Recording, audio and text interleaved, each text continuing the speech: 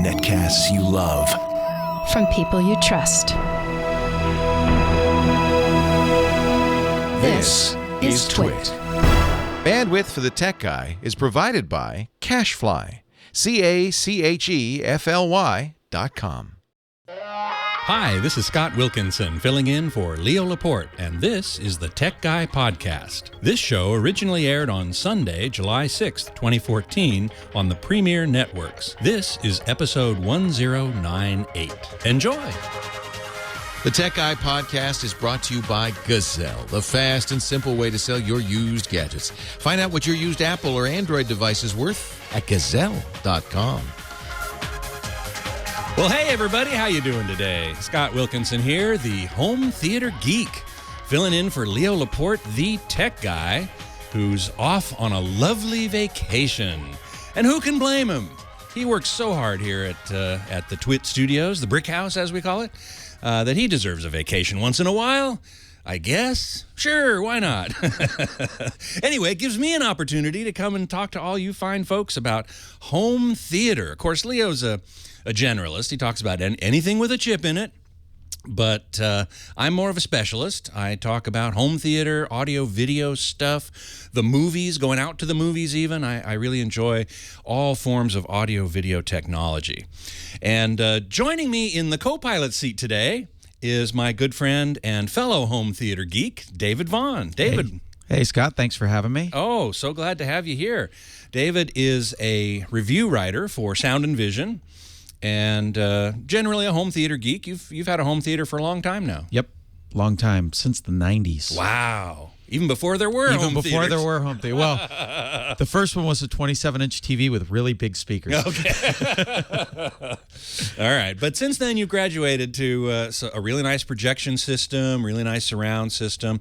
You mostly review speakers, AV receivers, Blu-ray players, yep. Right about that? Yep, no projectors. There's other people who handle that task. There's an awful lot of writers at Sound and Vision. Yes, when Sound and Vision and home theater merged, we kind of doubled the staff. And so, work doesn't come along as often, which sometimes can be good. Yeah, sometimes, a little bit more free time. But I'll generally do 6 to 8 pieces a year, and then a movie review every month. Movie reviews, yes. Very important. You haven't had a chance probably to see Dawn of the Planet of the Apes. No, not yet. Okay, you saw my review. Yes, of that. I did see a review of that on AVS forums, and I definitely want to see it. I really like the first movie a lot. So. Yeah, I did too. And this one is a worthy sequel to that. Yeah, the trailers had me a little worried. Apes carrying AK-47s, but and riding horses. Yeah, and riding horses. But they did in the original. They did in the original. Yes. The motion capture is unbelievable on that. Yep. Really well done. Well, we'll get into all that sort of stuff in the next 3 hours, and I do hope you will join us. All you have to do is pick up your phone and call 8888 Ask Leo. That's 888-827-5536. And when you do that, you will first talk with Heather Hammond, the phone ranger. Hi-ho, Leo, away! Hey, Heather, welcome. So glad to see you. Thanks. Good to see you again. Yeah, it's our first weekend working together, and hopefully not the last. I didn't scare the crap out of you, so you ran away and didn't come back? Not a chance. Had a great time. You're fabulous at what you do, and always glad to have you here, so thank you. Thank you. All right. Hey, you know what? We got a call yesterday. I really wanted to talk about it a little bit because it was something that I didn't know as much about as I should. And it had to do with Android, streaming from an Android device, like a tablet or a smartphone, to a TV. And, I'm an Apple guy myself. I think you're an Android guy, David, aren't you? I have an Android phone. And someone said, well, how do you do it? And I kind of said, well, you probably should use Chromecast, right? Well, you would think. Android's a Google thing. Chromecast is a Google thing. Why shouldn't it work? Well, it kind of doesn't. It kind of does, though. I did some research last night, and I found out that you need something of a set-top box like a Roku or Amazon Fire TV would be another one, or even the Chromecast will work if you have an app called Allcast. This is the key that I didn't know because I'm not an Android guy. My wife has an Android tablet, and I'm going to start using that now because I really need to get more familiar with it than I am. But it turns out that there's this app called Allcast, which lets you mirror your Android device onto the Chromecast, although apparently that doesn't work 100%, and also the Amazon Fire TV and Roku and so on. There's another system that one can use called Miracast, M-I-R-A-C-A-S-T. It's its own streaming system, similar to AirPlay. But what's interesting about it is it does not require a Wi-Fi network. It sets up its own wireless streaming directly, sort of a private network through a protocol that is available in Android 4.0 and later. It's called Wi-Fi Direct. So it's sort of Wi-Fi, but it doesn't use up the bandwidth on your Wi-Fi on your Wi-Fi stream network in your house. So these are two different ways to do it.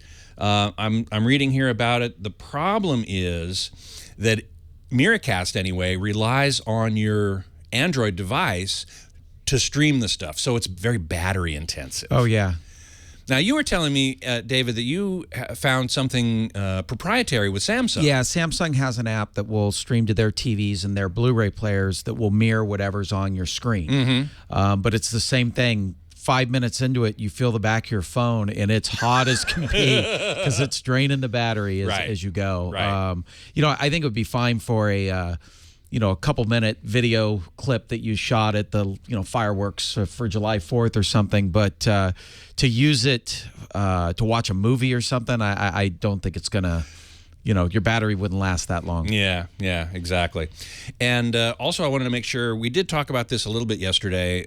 Mike Heiss in the chat room, another home theater geek, by the way, and a friend of ours who has been on my podcast, talked about how at the Google I/O event, which was, I guess, a month or so ago, they announced native streaming or mirroring from Android devices, mobile devices, directly to Chromecast without having to go through this Allcast app.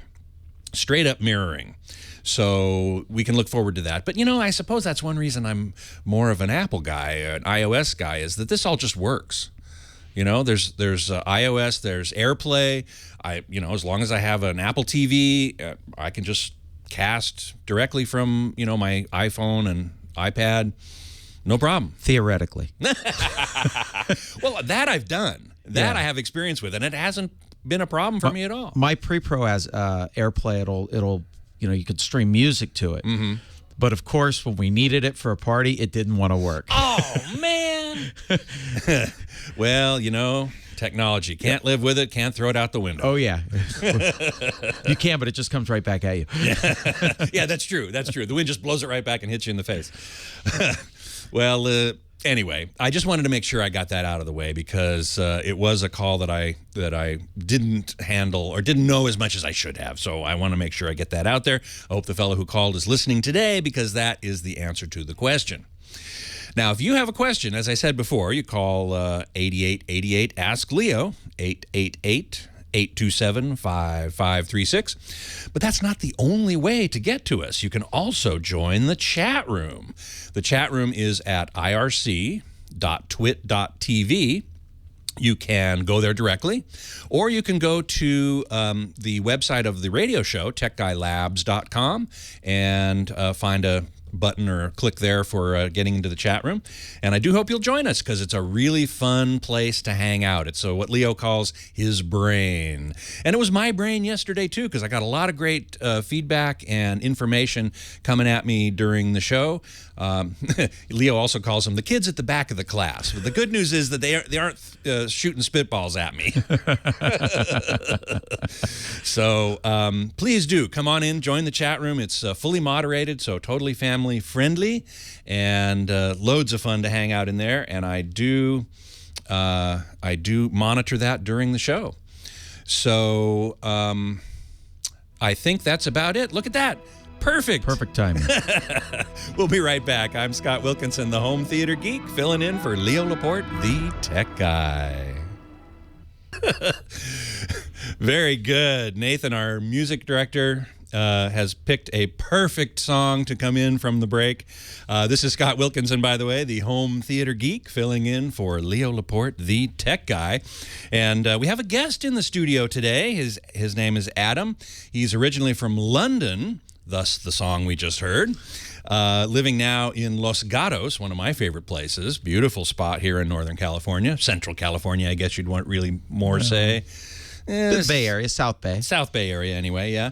And we were just talking about London because you've been there. Yep. I've been there. My wife's going there next month to present a paper. So, there's a lot of London floating around the air here. As you said, the ethnic food there is very good, but the British native food, maybe not so much. And Adam happens to agree with us. Certainly some of the best Indian food I've ever had was in London, definitely. Well, you know what? I think it's time to take a call. Definitely. So, Heather, who have we got? Pete in Fullerton, California. Pete in Fullerton, California. Let me make sure I got the right button pushed. And Pete, you're on. It's Scott Wilkinson, the home theater geek with David Vaughn. Welcome. Thanks. Hi, Scott. Hey. I've got a question for you. I'm believing in January you were talking about this, and I listen to the show every weekend doing yard work Saturday and Sunday. A good thing to do while doing yard work. Excellent. Yeah, it's great. So I missed the first part of it, and my question, you guys were talking about AV receivers. I have this Denon AV receiver, but it was before they came. It was for the 5-to-1s before they had the high definition. And I thought you had said that there's something now that you can put in between if you have, because I hate to throw that receiver away. It was so expensive that you can use with an high definition TV. There's something you can put in between for HDMI. Oh, so this Denon receiver is so old it doesn't have HDMI? Right. It's a 5-to-1 AV receiver, but 5.1, I think is what you mean. Yeah.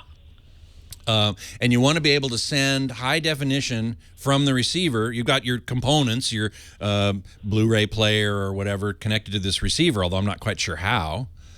No, I haven't done anything with the receiver because it won't work right now with high definition. So I could have sworn when I was coming back to the front yard, you were talking about a device that worked with the old receivers that you could update it to work with the new with the HDMI high definition TVs. Well, you can. There are devices that convert different kinds of video signals to HDMI. In particular, there's an older type of analog video signal called component. Right. Which is represented on the back of the receiver with 3 plugs, 3 RCA connectors that are color-coded red, green, and blue. But that won't give you high definition, though, will it? It will. Oh. Yeah, absolutely. To a certain degree. I believe it might be limited to 1080i. David, do you remember? Well, we're going back in history here a little bit. We're past that. Well, one thing you could do is just run the HDMI direct to your TV and then run, a optical or coaxial cable to your receiver. You could. And now let me ask you this: what TV do you have? It's a Sony 47-inch. Okay, how old is it? Probably like 3 years old. So it has HDMI. It has HDMI. Yeah. Oh, yeah. Okay, and what kind of source devices do you have? A cable box, satellite box, Roku, game console, Blu-ray player? What? It would just be a Blu-ray player and the cable box. Okay. So David's exactly right. Probably the best thing for you to do in order to use this receiver is to take the HDMI out from the cable box and the Blu-ray player, plug them into HDMI inputs on the TV. Okay. And then take that TV, undoubtedly, virtually all TVs have an optical audio output, a digital audio output. Right, it does. Okay, and you run that to your receiver. I had thought I'd heard if you do it that way, sometimes the video and audio don't link. No, that's not the problem. The lip sync usually is fine. There might be a control in the TV to adjust that if it isn't.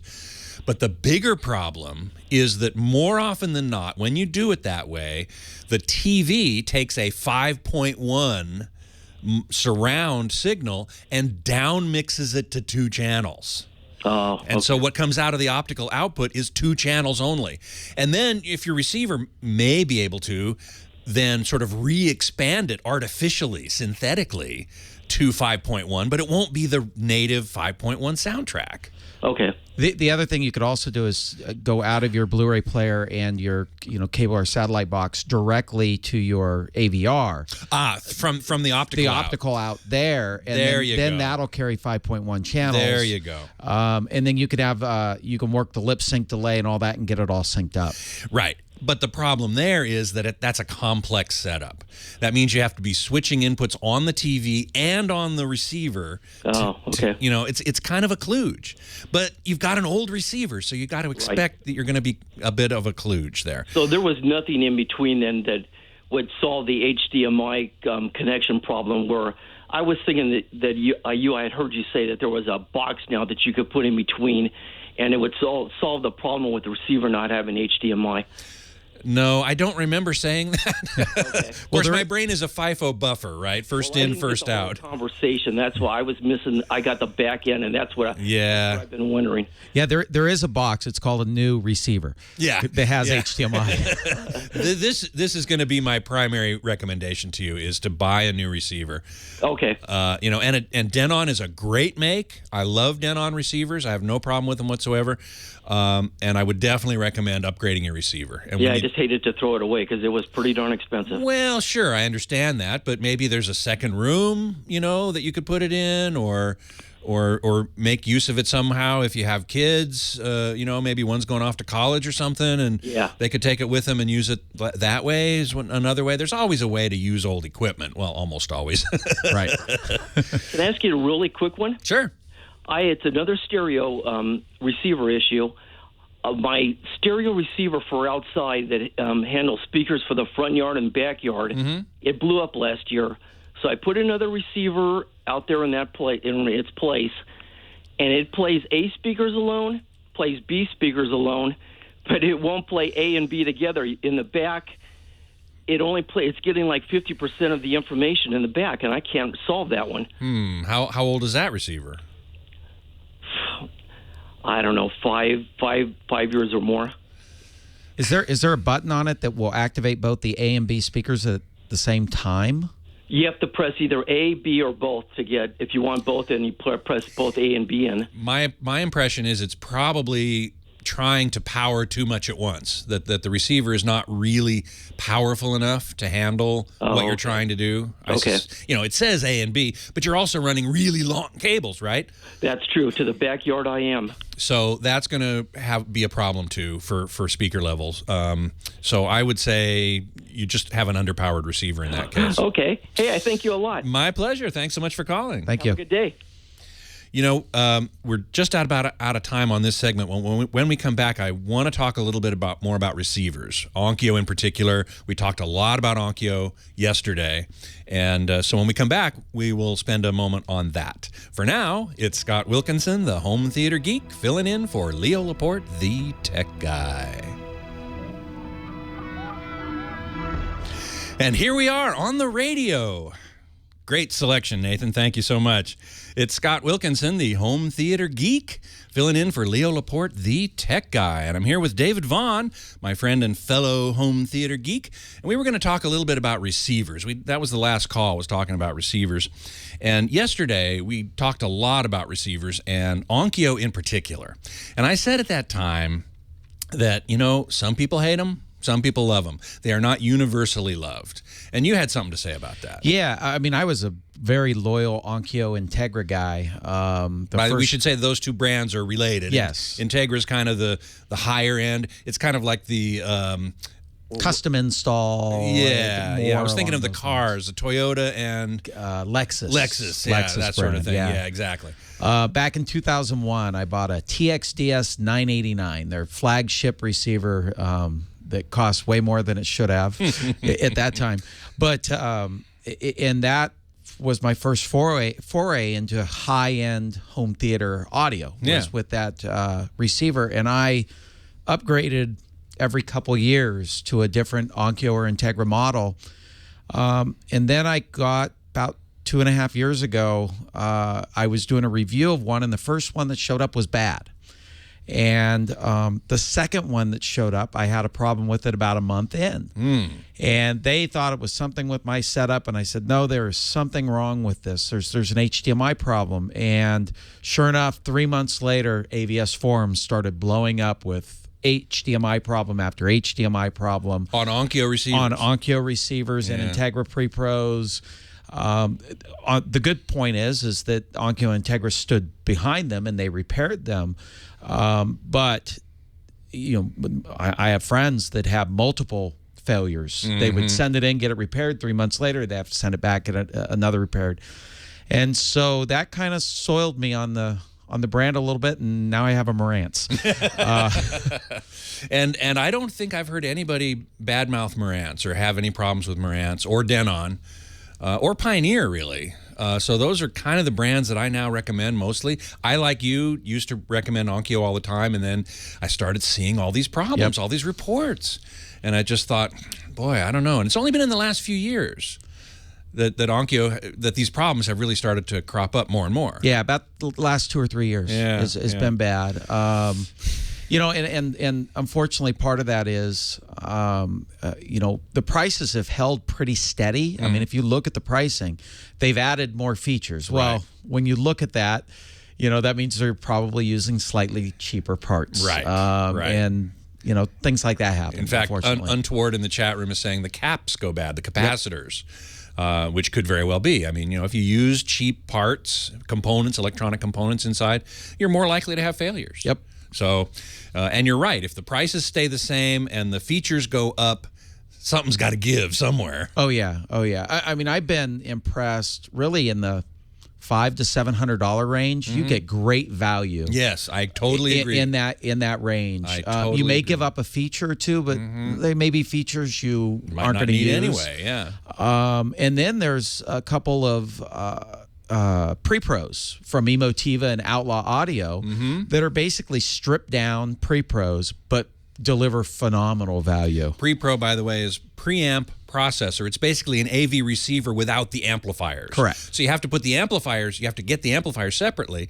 But the good news there is that if one or the other of them go bad, you don't have to replace all of that all at once. Exactly. Or you can get amplifiers that mate really well with your speakers. Right. And it makes a real good combination. Right. And you can keep those for a long time typically and upgrade the pre-pro. Exactly. If something new comes along, like 4K, Yep. which we'll talk about later in the show. But for now, let's see if we can get another call in. Heather, who we got? Oh, I caught her by surprise.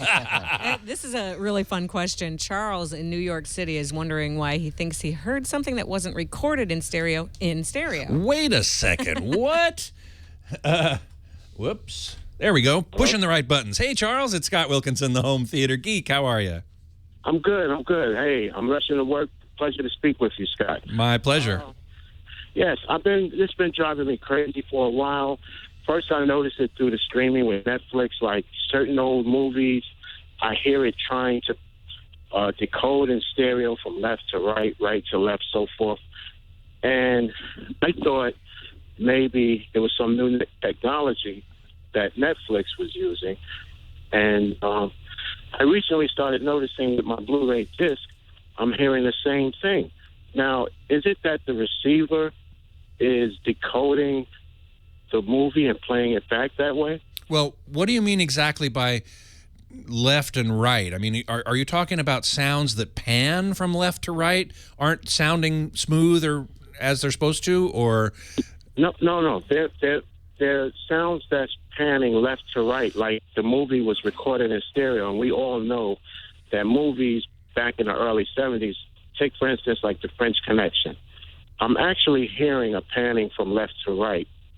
Hearing a panning. I'm not still quite sure what you mean by that. I mean, if some sound moves from right to left, you're going to hear it move from right to left. Is that what you mean?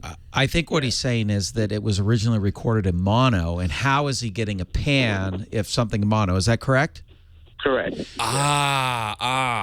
Okay. Certain movies they've gone back and actually remixed them. The French Connection is one of those movies. They went back and they took the original audio elements and they created a 5.1 soundtrack for the Blu-ray. Now, Netflix may have taken that and down-res the original 5.1. That I don't know. Yeah. But now, what about the movies I hear playing on TMC or TCM? A lot of the old movies I'm also hearing, not exactly in stereo, but like a high fidelity, like let's say a club scene, for instance. If they're playing like an old movie and they're in a club or a bar, I'm hearing the ambiance of that type of large room. Well, that might have been in the original soundtrack. I'm so sorry, you've got a lot of wind noise going on there. But that might have been in the original soundtrack. They might have enhanced the original soundtrack with some new sound effects, possibly. Or it could be his receiver applying Dolby Pro Logic to it, taking the signal and creating a Pro Logic mix out of it, because Pro Logic works on specific frequency ranges, and it's pulling those frequency ranges that are background noise and creating background noise. Well, that may be too. You're playing it through a receiver? I'm playing it through a Marantz receiver through the normal mode. I'm not using. You're not using Dolby Pro Logic. I'm using like just a normal mode of not adding, the effects that come with these AVR receivers. Right.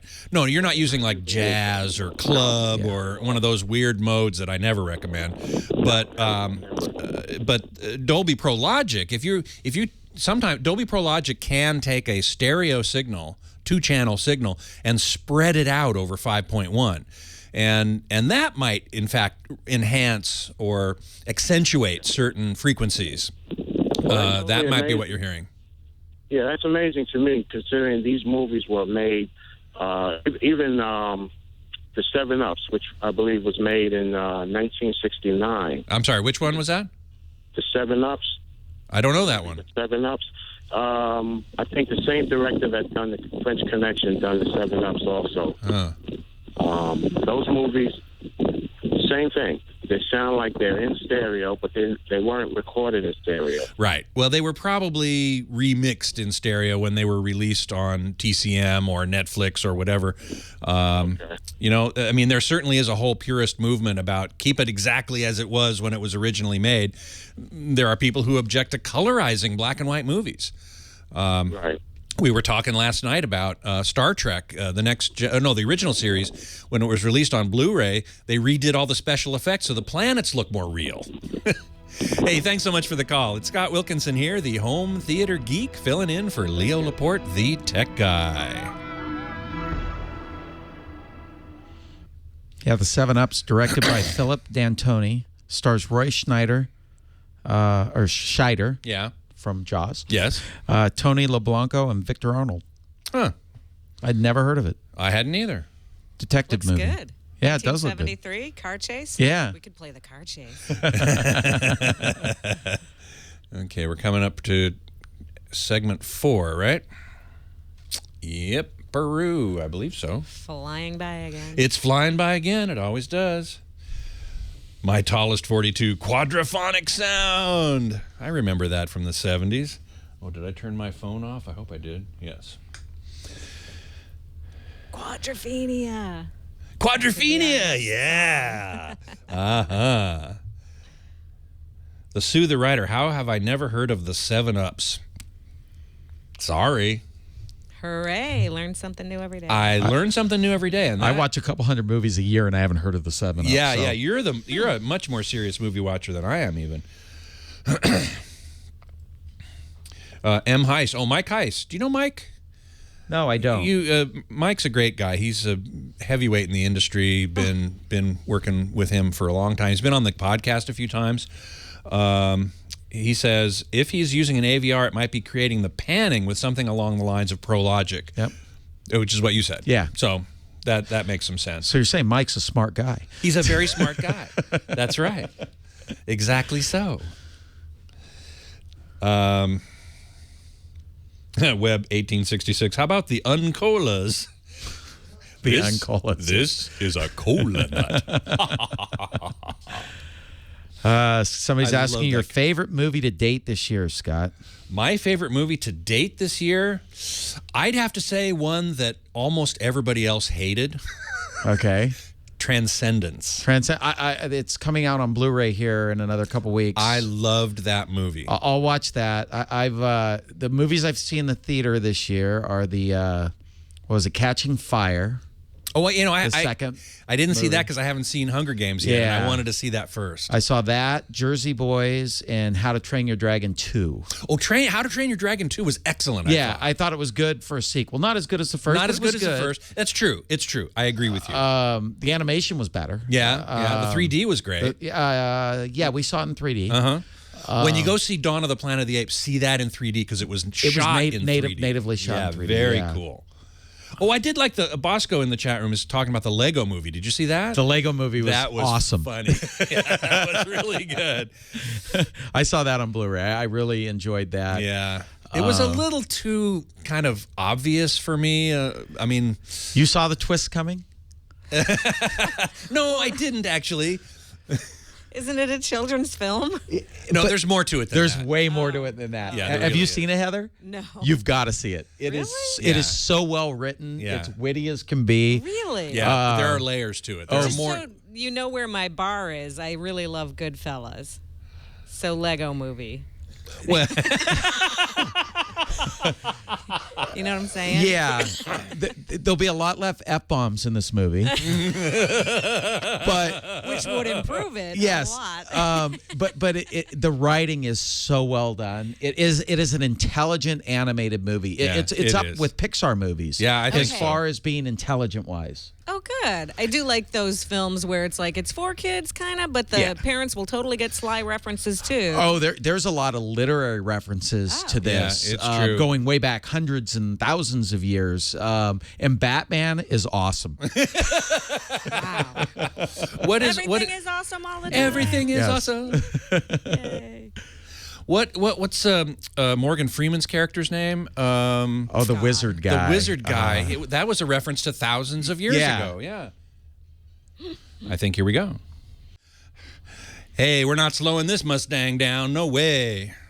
It's Scott Wilkinson here, the home theater geek, with David Vaughn, a fellow home theater geek, filling in for Leo Laporte, the tech guy. And I think we should go right to another call, don't you? Definitely. Heather, who we got? Tom in Harrisburg, Pennsylvania. Your opinions on something. Oh, I'm nothing if not opinionated. Hey, Tom, it's Scott Wilkinson, the home theater geek. How are you? No, good. No wrong or right answers. A little bit Absolutely. Well, there are some right answers and some wrong ansers, but You're we'll let talking that. about these ultra, 3D free light field technologies, and for 4K next year. Who knows? Maybe it will be 16K in 3 years. Right. They are already talking. The Japanese anyway are already talking about 8K. Right, and 32 million color palettes and Yep. all these good things. Yep. Now, a little bit of background. As you remember, in the 80s, they started to put together the digital broadcast standards. They looked at FM radio, and lo and behold, there was enough signal space in unused FM audio subcarriers. They said, hey, we'll leave the analog FM alone. We'll just put the so-called HD FM in the subcarriers, and nobody has to change the radios. Go out and buy an HD radio if you want. Right. They did the same thing, and I talked because I do over-the-air tuning.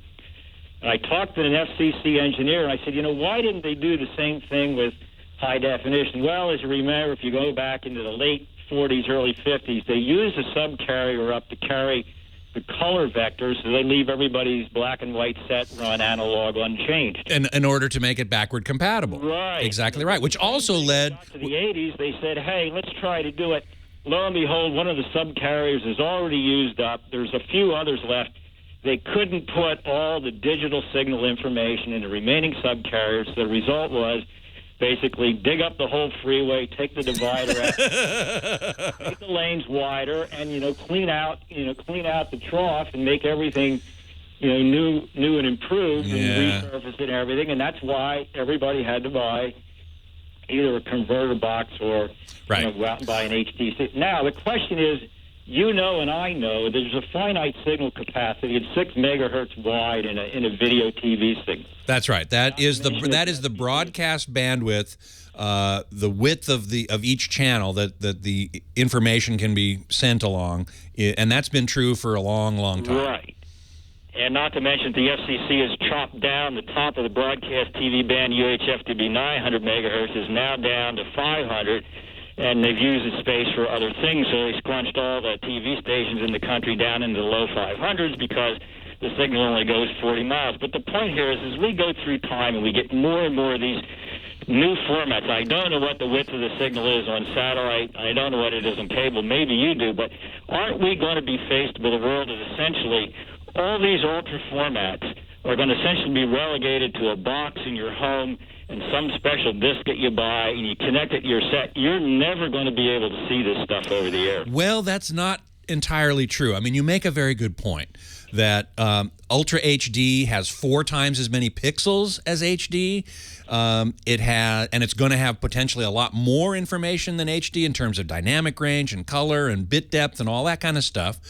And how is that going to get squeezed into a broadcast channel? This is one of the big questions. Right. Now, at NAB, the National Association of Broadcasters conference this year, the Japanese NHT, the Japanese public broadcasting system, was demonstrating broadcasting 8K, which is yet beyond the 4K standard coming up, in a normal broadcast channel. But they were doing it across a booth, right? So it was, maybe a dozen feet or two. Yeah. It wasn't over 40 miles. Now, they said that they had been doing some testing in Japan, and they had managed to reach, I think, 17 miles, something like that. So, okay, so, they're working on it. Part of the solution to that problem is compression, or what is called video But don't you codec. contaminate the quality of the video signal? When you talk upscaling and compression and interpolation, I was a math major in college. Wonderful techniques. They try to put something there that's not there, but aren't you compromising the quality of the signal? You are, but in terms of taking a 4K signal, one of these really ultra signals that you're talking about, and pumping it through a broadcast channel, you're not talking about adding or interpolating information. You're just talking about squeezing it down and removing as much information as you possibly can in order for it to fit in a given pipe. And the pipe for broadcast is very small, and so you'd have to really, really compress it down a lot. And you are going to sacrifice quality with that, no question about it. But because of all this, what you're talking about in the broadcast realm, that's why Ultra HD is not going to be over-the-air broadcast anytime soon. Uh-huh. It's going to be delivered online. It's going to be delivered by streaming and or downloading. Yeah. Right? So you're going to be... Just gonna let it cook all night, and then... Yeah, exactly. I mean, if you stream it, if you do a live stream, you can do that now. Netflix is streaming House of Cards. YouTube has a bunch of content actually in 4K now. And other companies, MGO, I think, and some others have announced that they're going to start streaming 4K. That's got to be compressed within an inch of its life. Yeah. Because the bandwidth coming into most homes is, I think, the per capita bandwidth in the U.S. is something like 3 megabits per second. Now, certainly some of us have more than that. My colleague at AVS Forum, Mark Henninger, has 100 megabits coming into his house, more than. Wow. So, boy, if you got that, you're in good shape. But most of us don't. Right. And if you do have that, you're paying for it, right? Yep. So, well, I mean, if you look, I mean, the current over-the-air standards, MPEG-2, which, I mean, that's the codec codec that we're talking about. Codec stands for coder, decoder, and it's a way of compressing, throwing out a bunch of information in order to fit that signal down the pipe. And MPEG-2 is what we're using now for broadcast. Right. It's very old. Very old and not very efficient compared to, AVC. AVC H.264 and now H.265. Right. So, I mean, the math gets better, the computers get faster, and Right.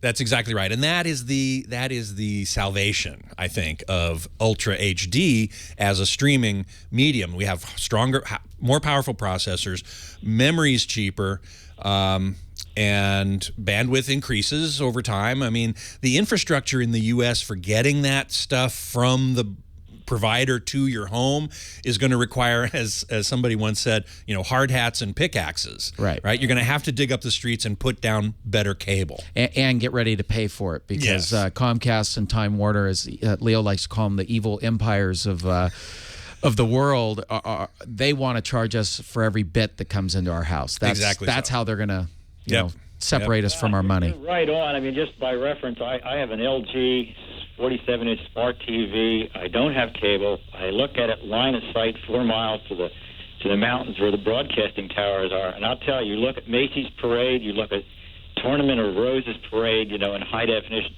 Picture just blows you away. I look at it, other people's around here on cable, and I wouldn't give 2 nickels for it. Well, I've always said that broadcast HD is really among the best looking HD you can get, except for Blu-ray. Right. I would say, Blu-ray is the gold standard. Best, yeah. But in terms of receiving content into your home from outside, over-the-air broadcasting really does look the best on HD.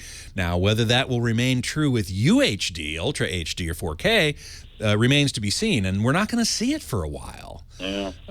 It's going to be streamed. It's going to be downloaded. We're going to have a 4K disc format probably sometime next year. Yeah. But, as Leo is fond of saying, physical media is dead. And certainly Blu-ray sales are dropping. And so, people are, again, opting for convenience over quality, which I think is going to be the way of the future, right? It happened with audio. We had SACD and we had DVD audio, both disc formats producing better music, better quality audio than CD could do. Both of them failed in favor of MP3, right? Which throws away 90% of the audio data in order to have it be a very low, small file that can be squirted across the internet easily. So, and stored, you can store 10,000 songs on your little portable. If it were to come to be broadcast of 4K TV, would it still be downward compatible to the sets that are out there now? Ooh, that's another great question. I don't know the answer to that. Certainly for the transition from black and white to color, it was backward compatible. The transition from analog to digital was not backward compatible. As you say, you needed a converter box. Yeah, you didn't need it for FM radio because there was unused space. Right. Yeah, I would be surprised if in the next 10 years we have 4K broadcast. Okay. Personally. All right. Hey, thanks so much for the call. I really appreciate it. It's Scott Wilkinson, the home theater geek, filling in for Leo Laporte, the tech guy. Hey, you know what? I think Leo's in the other room, and he's got something to tell us. Hope you're enjoying, Scott. Thank you, Scott, for filling in for me on the Tech Guy Show. I'm in Hawaii, basking in the sun, but I had to come back to remind you that Gazelle is waiting to hear from you. Have you gazelled your gadgets yet? There's gold in them. There are drawers and closets and boxes under your bed. Those old gadgets might be worth quite a bit of money at Gazelle.com. If you're thinking about getting a new iPhone or an HTC One, you got the old HTC One, maybe you want a newer iPad or a Moto X, well, go to Gazelle. They'll buy your old Android or Apple devices. They'll even buy broken iPhones and iPods. You can lock in your price today for 30 days. Send it to Gazelle when you get the new device. Gives you some time. You don't have to. You're not committed. You don't have to take advantage of it. But it's good to lock in that price because I can tell you one thing I know for sure about all those gadgets, those old gadgets you have. They're not gaining in value. They're losing value day in, day out. So go right now to Gazelle.com. Get that quote. Lock it in for 30 days. When you decide to sell, you just push a button. Gazelle sends you a box. The right size box, prepaid postage, so you don't have to pay the postage. They'll turn it around quickly. If you forget to wipe the data, they'll do it for you. Don't worry, your privacy is guaranteed. And you're going to get cash or check or PayPal credit.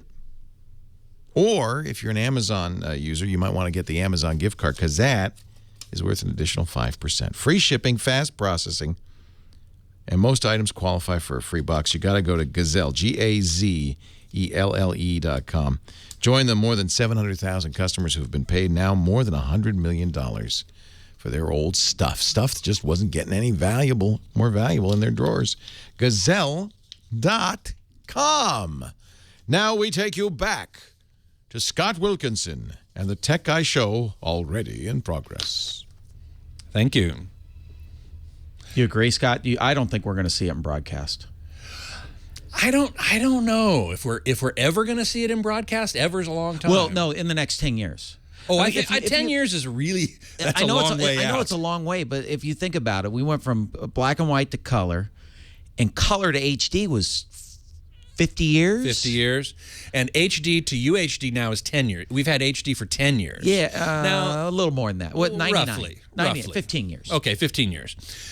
But certainly the pace of technological innovation increases. Yeah. The time between revolutions, right, as if you want to use that term, it decreases. Things get faster and faster. I mean, the rate of technological innovation, I might even say, is exponential. Yeah, I mean, Moore's law, right? Well, there's also Moore's law. Exactly. I just look at it. Me personally, most people don't even get the full benefit of 1080p because they sit too far from their TV. Right. 4K they aren't going to see because they're still going to sit too far from their TV. The biggest benefit I see of 4K, it will encourage display manufacturers to make bigger and bigger displays. Yep. Which then people can still sit 10 feet away from an 80-inch display that at least will be closer to the right distance. Right viewing cone. Viewing cone. Yeah. I would personally like to see 12-bit color. I would too. I think that's far more important. Yeah. Actually.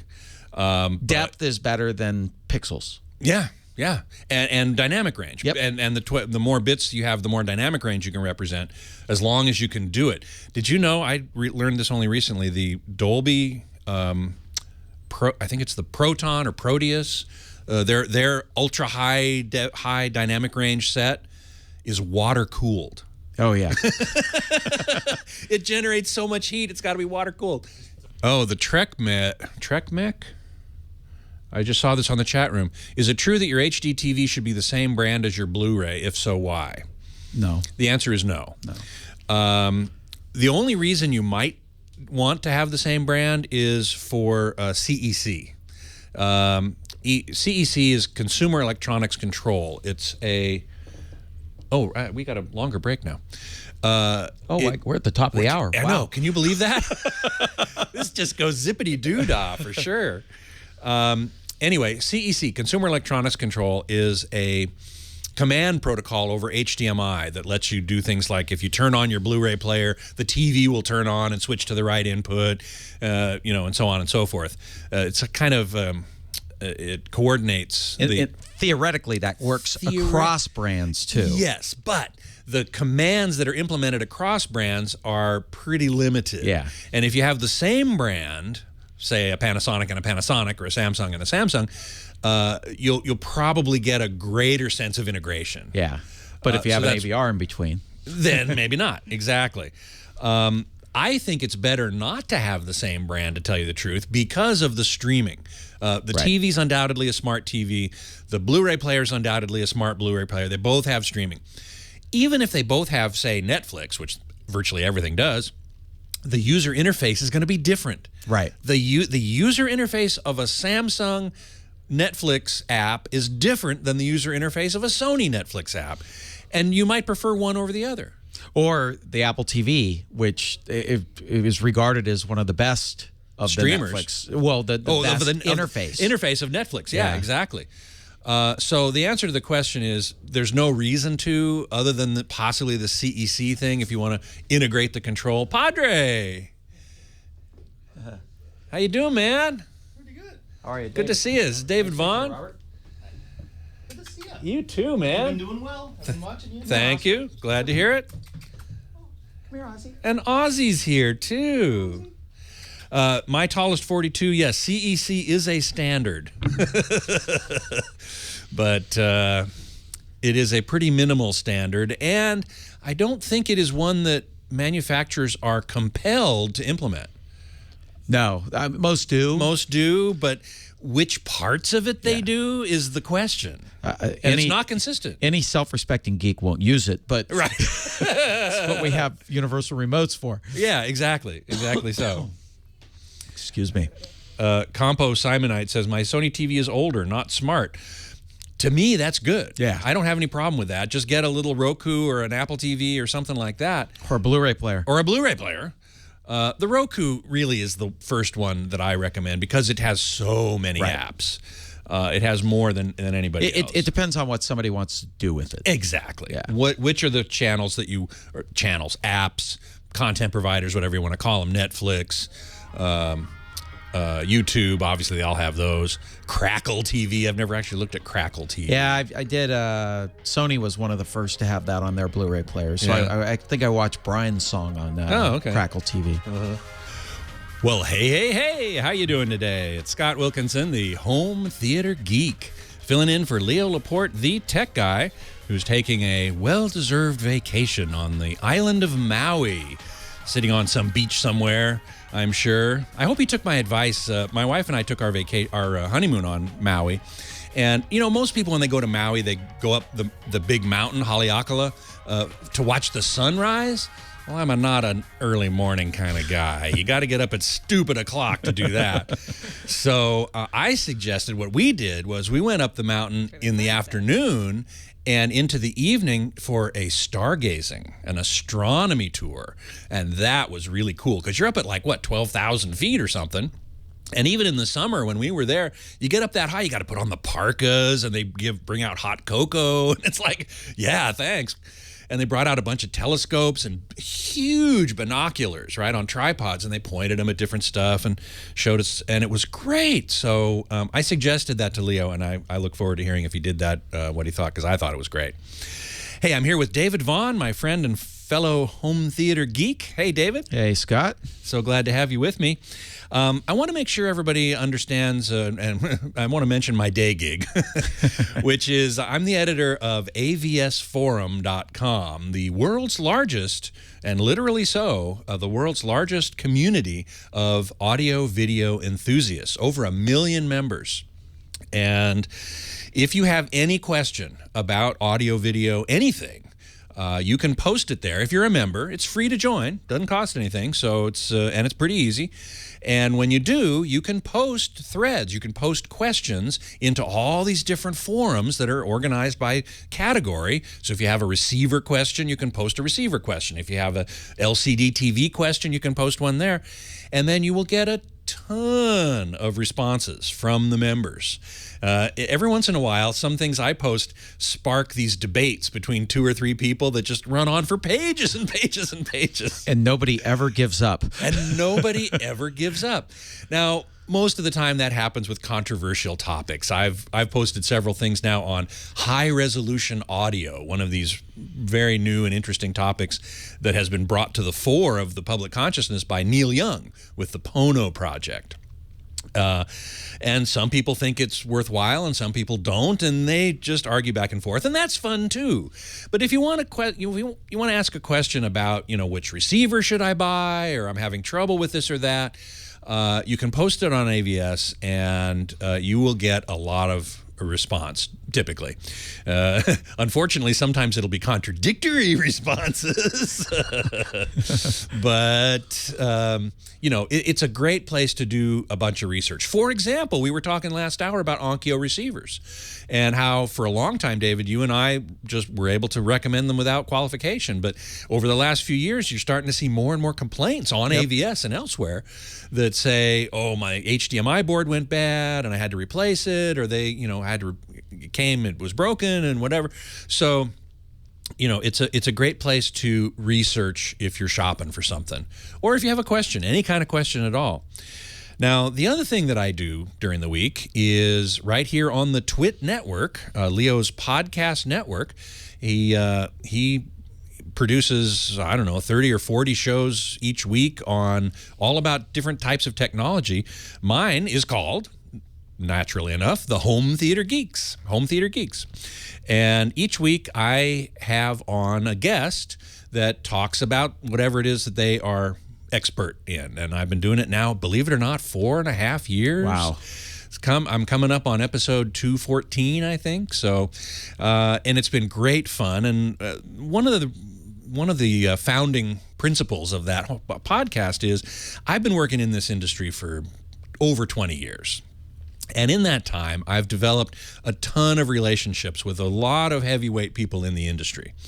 And so I thought, wouldn't it be fun if I could get these people who maybe audio-video enthusiasts have heard of, to be on the show and talk about stuff. And so that's what I've done. And I've gotten a lot of very interesting people. Joe Kane's been on several times. He's the video guru in the industry. Andrew Jones, the designer of Pioneer's incredible speakers that are so inexpensive and yet so fabulous sounding. This guy designs $80,000 a pair speakers, but when he puts his mind to, $100 a pair speakers, something special happens. Yeah, I actually use those in a secondary system in my house. There you go. And they sound great. They're great. For the money, they hit way above their price class. Oh, yeah. Seriously. So he's going to be on next Thursday, this coming Thursday, to talk about the new Dolby Atmos speakers. Now, this is something that I wanted to talk about at the opening of this hour of the show, because it's really one of the biggest pieces of news I think that we've had in a long time. I think it's, biggest since 5.1. Yeah, biggest news since 5.1. I think that's a great way to put it. Exactly right. For those of you who don't know, Dolby Atmos is a sound system that developed by Dolby, of course, that has been in the commercial cinema for several years. And what it does is, in addition to the surround speakers, the speakers that surround the theater along the walls, it also puts speakers on the ceiling. And it actually creates an honest-to-goodness hemispherical sound field, which really improves the sense of immersion in the movie tremendously when there are airplanes flying over, rain falling. There's all kinds of moments in a movie when if you had sound that was localized over your head and being able to move around, it would increase your sense of immersion and enjoyment in the movie. And that's exactly what Dolby Atmos does. It's what's called an object-oriented audio system. And what that means is they basically mix the audio in a 5.1 or a 7.1 normal surround sound field just on the sides and behind you. But then they have some number of what are called objects. Might be an airplane, might be a helicopter, might be something that's flying around. And they actually use a joystick. The mixer in the theater and in the sound mixing booth uses a joystick to move that object around. So it doesn't matter to the Dolby system where, what channel does it go to. The mixer doesn't have to think about it. Mixer only has to think about where do I want this sound in the 3D sound space. And it works tremendously well. Whenever, if you can go see a movie in Dolby Atmos, go to Dolby.com and look up where there are movie theaters that have it. I strongly recommend it. Well, last week, it was announced that Dolby Atmos is coming to the home. And this is tremendous news. I just think this is great news. Now, of course, if you've just listened to what I said, you might think to yourself, putting speakers on the ceiling? Are you kidding me? My wife would never allow that. No, you put them in the ceiling. Well, you could do that. That's a kind of a big pain in the you-know-what. But you could certainly put them in the ceiling or on the ceiling.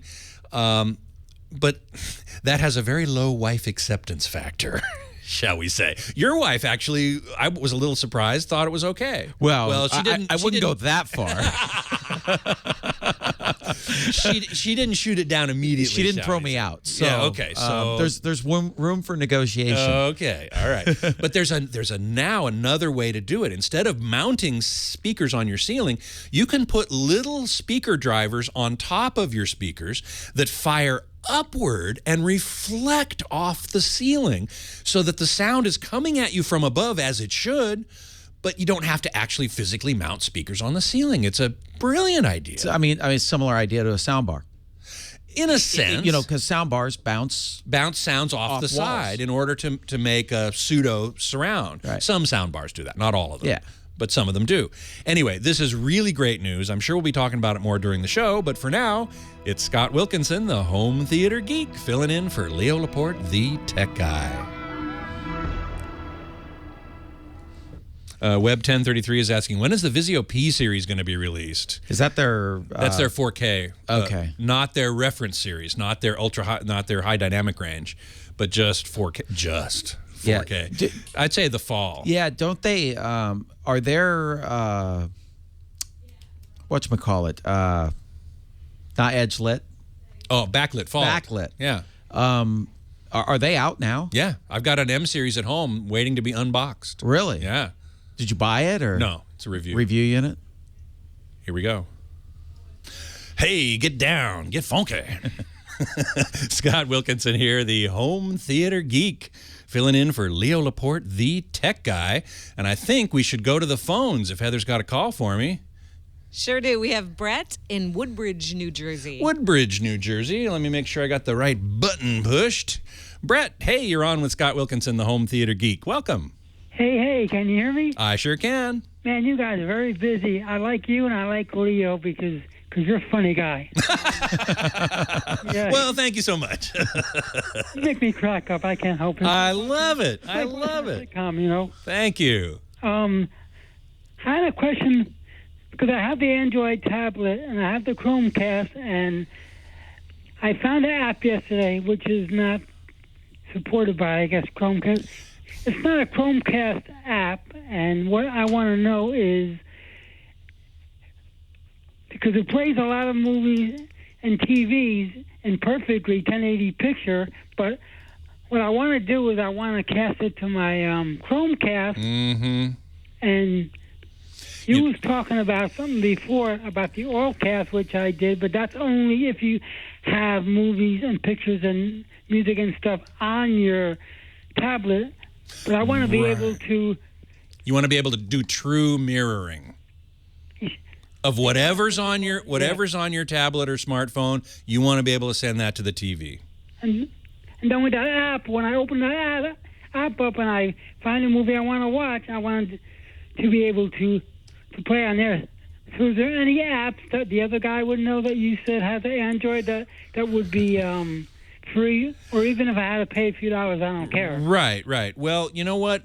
It's what you're saying is true, and this Allcast thing is a bit of a kludge. And according to the news from Google I/O, their developers conference, more or less, true casting or mirroring from an Android device to the Chromecast will be implemented later this year. But for now, what you have to do is either use Allcast or use a different system called Miracast, Miracast. Yeah, I downloaded that one too, and it didn't seem to work. Well, you need I'm not sure that it'll work on a Chromecast. I don't think it will. You need a Miracast device. How much is that? To make it work. Well, let's see. I'm looking here now. Some TV manufacturers have integrated it into their TVs, but only in the last year. I'm talking about a separate box. Yeah, a separate box. Best Buy has one called Rocket Fish. Right. Most of these, and it's a dongle. It's kind of like Chromecast. It's a dongle, and it's in typically they're in the $40 to $60 range. Okay, let me write this down here so I don't forget. But there is another way.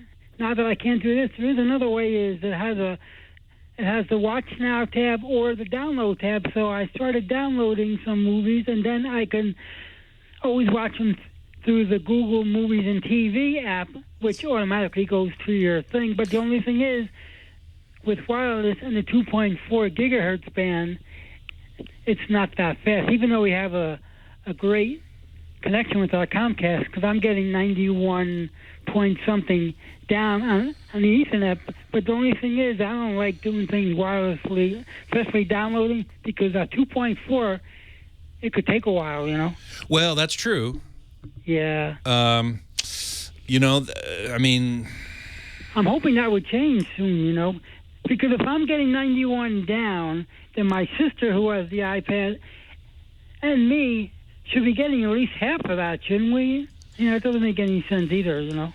Well, it depends on your home network also. If you're doing it wirelessly, video wirelessly right? can be problematic. Yeah, exactly right. Because any noise, I mean, you start using your microwave, your video can break Especially up. at 2.4 gigahertz. which is another reason to think about using Miracast, because it doesn't rely on your home's Wi-Fi network. No? No, it creates its own separate Wi-Fi network that's independent of your home network. Pay for that a month, right? No, it's free. No, it's free. Oh, But you need a Miracast device, such as this thing from Best Buy called Rocketfish. CNET test. Look on Amazon. You think they might have something? Oh, undoubtedly. Netgear has a thing called Push to TV. That's push the number 2. Wait a second. Push, okay. Push and to TV by Netgear. How much is that retail about? I'm not seeing exactly, but I bet you it's in the roughly $50 range. What Probably. does that do? The same thing the Miracast does? Yeah, exactly. It's a Miracast. It is a Miracast device. Miracast is not a product. It's a protocol. It's a streaming wireless protocol that certain devices can use. So Android devices can use it. And if what you need, though, in addition to your Android device, like a smartphone or tablet, is a device at the other end that's connected to your TV with HDMI. That would be a dongle or something like that. Oh, and that's what these things do. That's exactly right. These things don't replace the Android tablet. My apps are. I'm still going to be able to use my app on my tablet. Oh, absolutely, absolutely. It's just giving me the other end or something, right? Correct. It's giving you the other end connected to your TV and letting you stream or mirror what is on your Android tablet onto your phone. It's sharing the content. It's sharing the content, exactly. But it's not using your home Wi-Fi, which is, I think, an advantage. Okay, well, who is providing the Wi-Fi? Because don't they have to pay for... No, because it's only local. It's very short range. It's between your Android device and this dongle thing or whatever it is you're using. It's just. But I'm saying, who's providing the wireless though? Isn't there a company that's providing the wireless? No, only the company that sells you the dongle. Really? Yeah. Wow. Yeah. Definitely looking. See, basically, Miracast is a wireless HDMI cable. That's all it is. Yeah.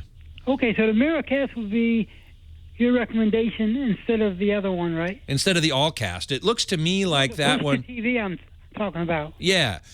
That looks like the Miracast you'll be able to mirror anything on your tablet onto your TV. And even the apps that don't support the Chromecast, right? Right. Great. That's what it looks like to me.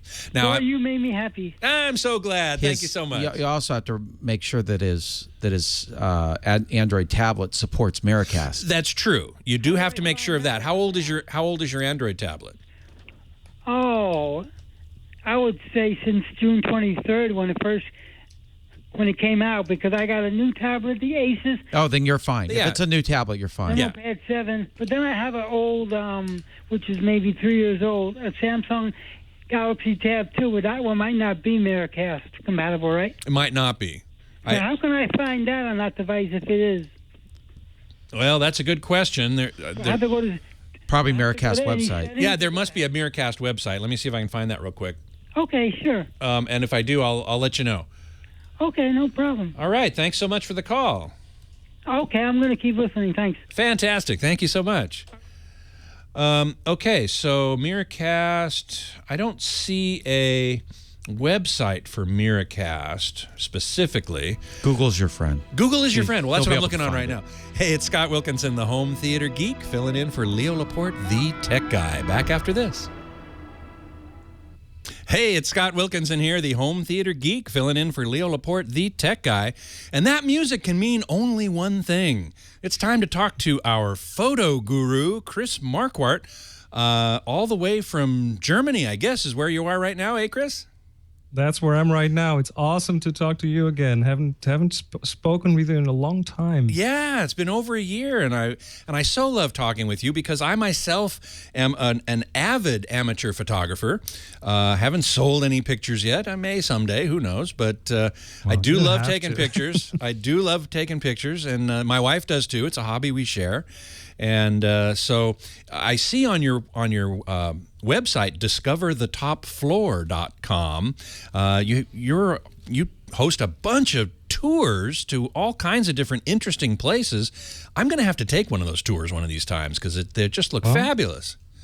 Happy to have you to Iceland or to India in May next year. Oh, There's still a few seats open. Both of those places are very fascinating to me, in particular the Iceland trip, because you're going there for the Aurora Borealis, the Northern Lights, and that is definitely on my bucket list. I want to see the Northern Lights before I die. And it's amazing. It's amazing. It's this thing that is hard to see in video because you need long exposures, long shutter speeds. So most of the videos that you see of that are kind of sped up or just not the right thing. So seeing that with your own eyes is like, whoa. Exactly so. And I would love to take pictures too, but I think you're right. I don't think photos or video really do it justice, do they? Well, the photos, at least you can do a long exposure, and then you get these greenish, sometimes even red or other colors. These lights that some of them move, some of them don't, but you get like very interesting shapes if you know how to do it. If you have the right equipment, if you know how to do it, and that's what we do on this tour. For example. On this tour, we would learn from you how to do it. Exactly. That's what I'm there for. Well, I always love listening to your segment too, because I always learn something. I know Leo does too. And I know that you've got some big news for us today, don't you? Well, it's big news in one way. It's also bad news in another way, and it's about Apple's Aperture software. So I don't know what do you video guys use to sort your videos to play them. I'm guessing iTunes or XBMC or Plex maybe. Sure. There's also Adobe Premiere, I think. No, not the editing. I mean the just the sorting. Like all the movies and things that you have back. Oh, see, I don't shoot video myself. I'm strictly a still photographer, actually. But if you have this kind of a collection, you would probably use something that has metadata in there, so you could search by director or by actor or by year or by genre or something. Yep, that's true. And the same is true in the world of pictures. Photographers nowadays like to use metadata, so they like to be able to search for pictures by keywords or by location or by sorting criteria like star ratings and things like that. And Aperture is one of those programs next to Lightroom, for example, which is also quite well known. There are smaller versions of those. One's called iPhoto. Pretty much everyone knows that. Everyone who has an Apple computer knows that. Picasa is another one that does similar things, but Aperture is kind of one of the more professional varieties of this kind of a software to manage your pictures and to modify your pictures, to edit them. And Apple has just announced to stop development of Aperture. What? That's kind of a huge thing in the photo community. People are kind of, ticked off a bit about this because Lightroom used to be the professional solution that kind of kept, Aperture used to be the professional solution that kept Lightroom in check, so big competition there between the two. But Aperture hasn't really been getting any updates over the last couple of years, just smaller things. I think the last bigger update is at least 2 years ago. So the question was, are we going to get like a huge, big update, one that is going to make Lightroom fade into oblivion? But that has not happened. And instead, what Apple did, they announced on the WWDC that they're working on a new software called Photos, which is going to be on Macs in the future. There's already a Photos app on your iPhone. That's the one that you look at, that you use to look at the photos you take. So it's pretty much always there. And with the future of things to come in the Apple universe, we're talking about, I'm not sure if you followed that, but there's the handoff and the continuity thing where you work on something on your mobile device, and then when you're back home, you continue working on the same thing by just pressing a button. Like you can switch between devices and between your Mac and between your iPad and your iPhone by just pressing a button. And in order to kind of facilitate that, in order to make it a bit more simple, Apple has now announced that they're going to fully concentrate on the new Photos app and kind of kill off Aperture. Wow. What does that mean for professionals? I mean, as you said, professionals are the ones who are using Aperture quite a bit. Are they going to be happy switching to Photo? Well, here are a few tips. First of all, aperture is not going away from your computer. Apple saying that they discontinued that doesn't mean it will just disappear, so you can keep working with it. They actually have announced a compatibility update for the Yosemite macOS version that's coming in fall, I think. So it will work for quite a while, and they have also announced that they will provide a migration path, so you can actually upgrade your Aperture library to the new Photos library. And from the screenshots I've seen so far, I'm actually not too concerned. It looks like a lot of the functionality that even professionals expect should be there. But again, we've only seen one screenshot, so I'm hoping that that'll come out. It's supposed to be coming out early next year. So, well, certainly the move toward mobile devices, seems to be very pronounced, and everybody is trying to integrate into mobile devices. Yes. I just last night we were out to dinner, and before we went into dinner, we found this little thrift store next to the restaurant here in Petaluma called the Thrifty Hippie. Awesome. And he had this funky old turntable, vinyl record turntable. And my wife took a picture of me kind of cradling it because it was like, And then she immediately, went into photo on the iPhone and, started cropping it and getting it ready to tweet.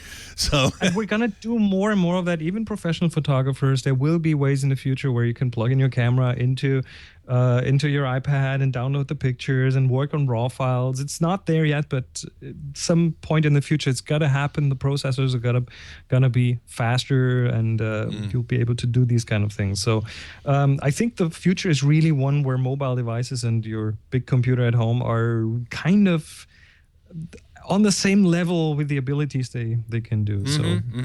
I think that's what we're going towards.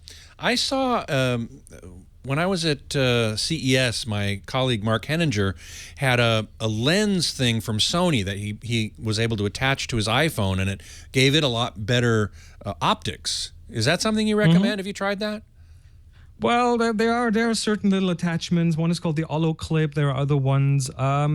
If you need more angle, if you need a wider angle or a more telephoto, it's definitely better to do this in an optical way than with like zooming in digitally. No question about it. I agree with that completely. That's going to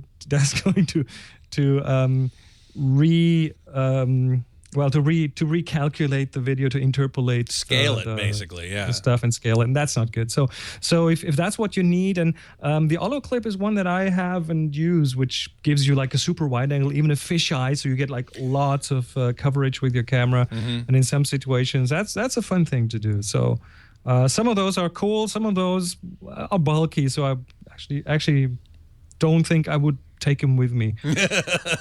Well, that certainly is a question about, taking along your SLR with your lenses is that's a lot of stuff to carry.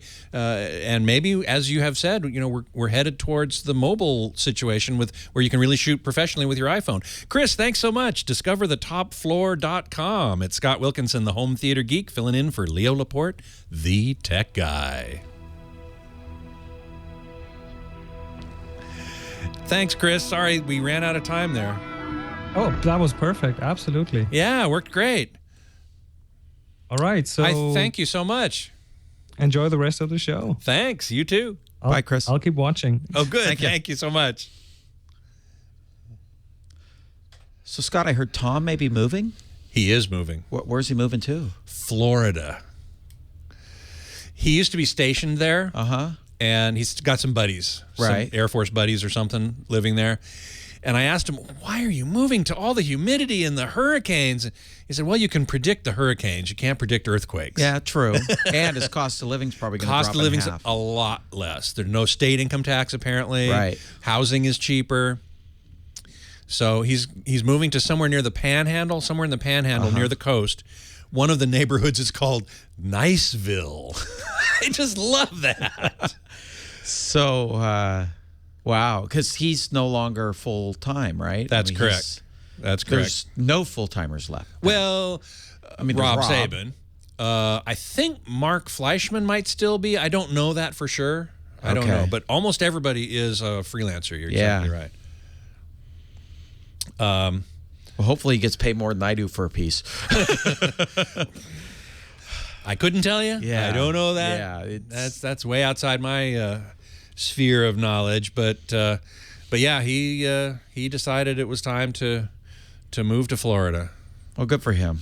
You know, I mean, I'm sad to see him go. Yeah, I know. He's your buddy. He's your movie buddy. He's my movie buddy. Those of you who don't know, Tom Norton is a long-time journalist in the AV field. He has been with Stereophile and Home Theater Magazine. 25 years. 25 years, something like that. 27 now. Yeah. I remember a couple of years ago they had the issue where they, all the different manufacturers said congratulations to Tom Norton. To him, yeah. And boy, he is really unusual in our industry in that he stayed at the same publication basically through all these different ownership changes and all that stuff. I've been with a bunch of different publications, and most of us have, and to stay with one for all that time is really quite remarkable. Well, and it's amazing. I mean, you look around at the lack of publications now. The web's killing everything. The web is killing everything. Go online to get everything. Yep. Paper magazines. I basically stopped all my paper magazines. Yeah. Because A, I didn't want the paper piling up, and B, I can just get it quicker online. Yeah. My wife's she doesn't like electronic books. She loves real books with book. paper. Yeah. See, I got I use my iPad for reading books. Me too. I just like carrying one device. One thing. Yeah. Does exactly. everything. Yeah. Exactly so. Gordon Lightfoot, love it. Man, that takes me back to my college days.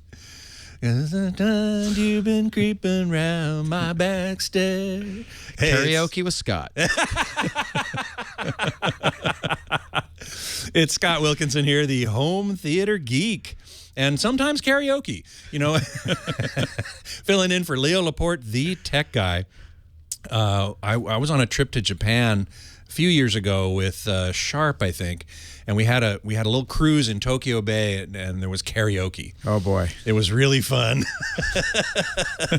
Karaoke and beer, right? Yeah, no, sake. Sake, okay. Yeah. It was loads of fun. Anyway, I'm here with David Vaughn, my friend and fellow home theater geek, and we're talking what else? Home theater, audio, video, anything we can think of along those lines, and there's plenty to think of and talk about. Let's get to another call, shall we? Heather, who we Your got? favorite thing. Helping someone spend their money. Carla in Irvine is sitting in the car, ready to turn over the ignition and head to Best Buy. Oh my God! Wow. Well, let me make sure I got the button pushed. Carla, you're in your car, ready to spend money. Your wallet is out. You're ready to go, eh? Ready to go. Yes, I am. Fantastic. How can I help you? Okay, I'm looking to replace the 55-inch. I have a Samsung DLP that has a nice snowy effect with are stuck on, which is great when you're watching Star Wars. But been kind of done with that. Now it's just randomly shutting off. So it's time. It's time today because soccer resumes tomorrow. Ooh, can't miss that. No. Go. So. And I have no opinion on this whatsoever, other than I have a 55-inch. I don't think I want anything bigger than that, so I want to stick with that. That's okay, I'll take you at your word, but I will challenge you a little bit first by saying, how far do you sit from your TV? Well, we're kind of in a U-shape, so it depends on where you're sitting. Are you often sitting off to the side, not directly in front of the TV? Some of the seats, yes. Mm-hmm. Yeah. And that's common for people to sit way over onto the side? When it's a full house, yeah. Mm-hmm, mm-hmm. Yeah. And how about the brightness in the room? There is a lot of light in that room in the afternoon and I can't quite get it dark, which is why we've thought to stay away from plasma. Mm-hmm. But I can't get it completely dark during the day. But you can darken it down a little bit, right? Do you have shades of some sort? I can definitely darken it down, yeah. Okay. Well, and what's your budget? Let me ask you that. Say around $1,000. $1,000, okay. Yeah. You can certainly get a plasma for $1,000. The Samsung F5300, I think, was one that Mark Henninger recently got, and $799.99. $800 at Best Buy. Yeah, it's 60-inch. 300. It's called the F. F5300, is that? Yes, you got the F5300. Mm-hmm. Oh, the 53, not the 6300. No, 5300. Right, exactly. Thank you, David, for looking that up. That is a very nice plasma. Sometimes he did notice a problem with it, and that is when you have a perfectly white screen, which those of us who are geeks sometimes put up on the screen, what's called a very white, just a white field. It'll have a slight pinkish tinge along the bottom edge of the screen. He found that with two samples. Now it wasn't noticeable on any real content. The only real content that it might possibly be visible on is something where there's tons of snow, like this movie Art of Flight, which is about snowboarding and skiing. And it's possible you might see a tinge of it there, but in soccer or just about anything else, it wouldn't be a problem. And certainly plasma is going to give you that off-axis. It's going to look the same off-axis as on, whereas no LCD, no matter how much you spend, is going to have that capability. You go off-axis, the blacks are going to rise, the colors are going to shift. The contrast is going to look washed out for people sitting over on the side. Now, it's true, LCDs do pump out a lot more light than plasmas, and so if you are in a very bright environment, then that's a problem. Also, the screens are very shiny, so sometimes you can see your reflection in the screen if you're brightly lit. But many LCDs have that now too, so especially Samsung's. So, would you recommend for the LCD? And what's the difference between? I noticed some say just they're an LED technology and some LED LCD. Yeah. This is a marketing confusion that the manufacturers have promulgated upon the public, and badly. I'm really unhappy that they did. They are often called LED TVs, which is a misnomer. It's not true. They are LCD TVs. They use an LCD panel to create the picture, and they use LEDs, light-emitting diodes, as the illumination source. Old school LCD TVs used fluorescent tubes, smaller ones, but much like the fluorescent tubes in an office, right? They're just fluorescent tubes, but they're tiny, they're small, they're very thin. Now, those fluorescent tubes have been replaced by LEDs, which are more energy efficient. They don't have mercury in them. There's a lot of good reasons to use LEDs. Yeah. But the manufacturers have said, oh, look, we now have an LED TV. To me, the only true LED TV is the Jumbotron at the sports arena, because that is actually red, green, and blue LEDs creating the picture. But it's, 100 feet wide, and it's, half a mile away. So it can do that. The other thing that does that is the Fremont Street Experience in Las Vegas. I don't know if you've ever been to Vegas, but that's a half-mile-long TV overhead, and that uses real LEDs. But LCD TVs, the kind that you go to shop for in the store, are LCD TVs.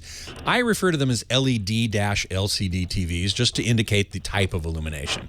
Got it. So your question is what would you recommend in that technology? Yeah. In the $1,000 range, I would probably look at Vizio. The 2014 models in particular, the current models. The M series is now out. The 60-inch lists for $1,500, I think, or it might be the 65 even. I'm looking right now, trying to find it on their website. Okay, so. Yeah, they do list their prices on their website, which is a nice thing. Okay. So they use this technology called full array local dimming, or FALD, FALD. Okay. And that is far better, in my opinion, generally speaking, than LED edge lighting, which most TVs these days, LCD TVs, use. All of Samsung's do. Most of Sony's do. It allows the TV to be thinner, which seems to be a strong selling point, and cheaper, less expensive. So, but it causes problems. It causes what's called flash lighting, which is if you're watching a space scene, say, Star Wars or something, or you're watching a letterbox movie with black bars on the top and bottom, those black bars, or that black of space, is not uniform. It's got areas of slightly lighter and slightly darker. So that is a problem with edge lighting. So that's why I prefer backlighting. And the Vizio M series in particular, I just got one in for review. I haven't even set it up yet, but what I've seen of it has been very impressive. Yeah, And they have two of them here. The M55 2I-B2 is $899, or the M55 1D-A2R is $999, and I have no idea what the difference is between I can the tell two. you. The A, if the model number has an A at the end, it's a 2013 model. Okay. And don't get it because it's going to be edge lit. You want to get one with a B at the end of the model. I mean, some of these model numbers, I have to write a piece about this sometime because it's just so confusing. But M55 2I? 2I-B2. B2. And that's $899. Yep. Okay. That's certainly going to be a lot brighter. Yeah. And it's a 55-inch, as you want. Right. I would go, at a distance of 8 or 9 feet, I'd go a little bigger if I were you, but depends on your budget.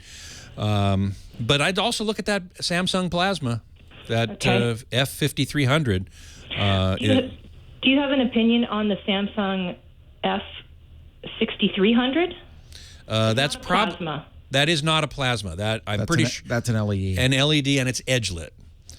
Edge lit. Okay, and got it. So I wouldn't recommend it as much. I mean, Samsung makes a great product, and their top of the line product is great. But yeah. Anyway, thanks. Good luck with your purchase. I'm jealous. I love spending money. Scott Wilkinson here, the home theater geek, filling in for Leo Laporte, the tech guy. Zonk. Oh, look, it's the top of the hour again.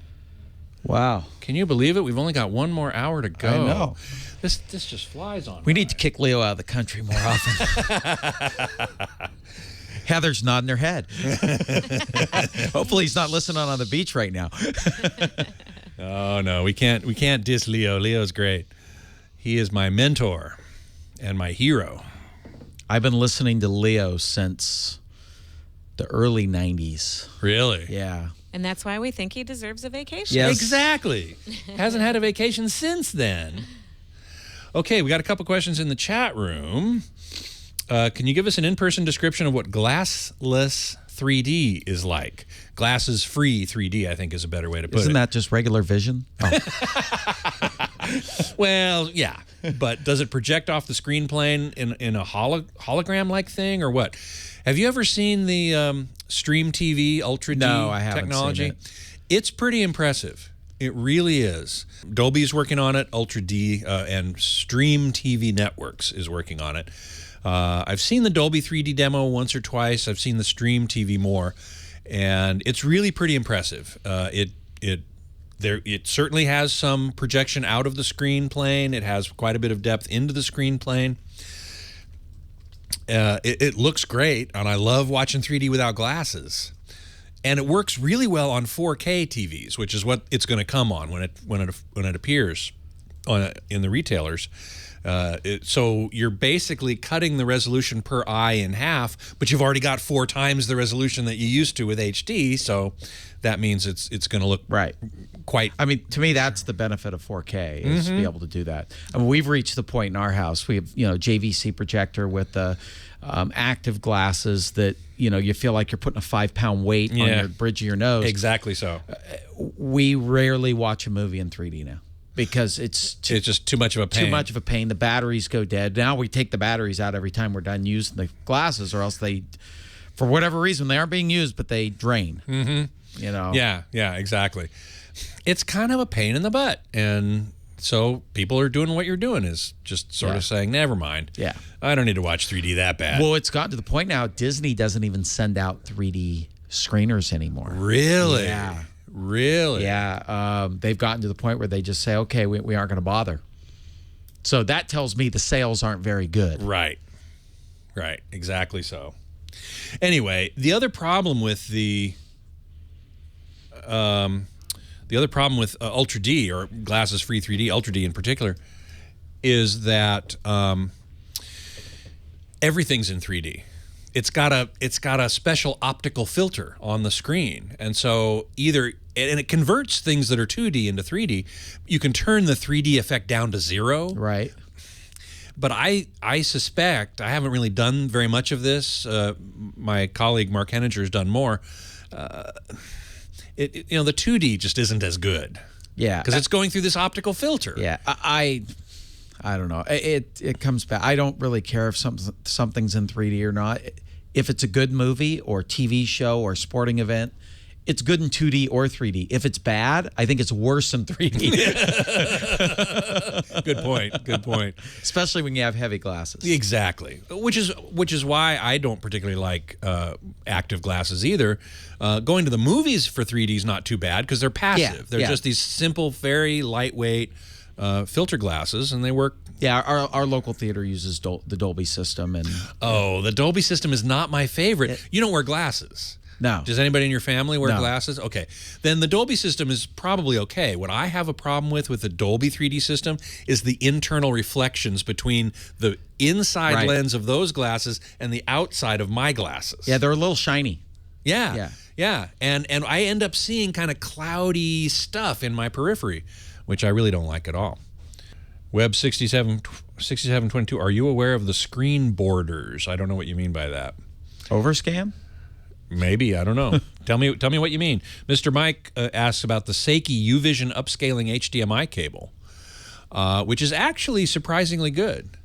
It uses the Marseille upscaling chip, which has not received universal applause, but what I've seen of it looked really good. So yes, and is it worth it to use with a Seiki 4K TV? Absolutely, no question about it, because the upscaler in the Seiki 4K TV is crap. It's just awful. Well, now they have the Seiki 4K HDMI cable. Yep.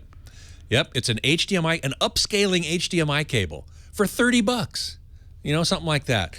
I would absolutely get it if you have a Seiki 4K TV. To try? Well, because you don't want the TV to be doing the upscaling. But do you think maybe it's the same chip? No, it's not. It's not. I know Okay. for sure it's not. Okay. In fact, a Seiki representative told me last week in New York, look, we know this upscaler in our TV is crap, which is why we made this $30 cable. Why didn't they just put that in the TV? It wasn't available at the time when they designed the TV. That's the problem. As a 4K TV, it's very good if you feed it a 4K signal. Right. If you feed it a 1080p signal, it's crapola. It's crapola. Exactly right. Which is, and so if you get this cable and plug it into your Blu-ray player, it will upscale the Blu-ray's output to 4K and send 4K to the Seiki, and the Seiki's very happy. Right. And you'll be very happy too. And the Seikis are cheap, my God. Dirt cheap.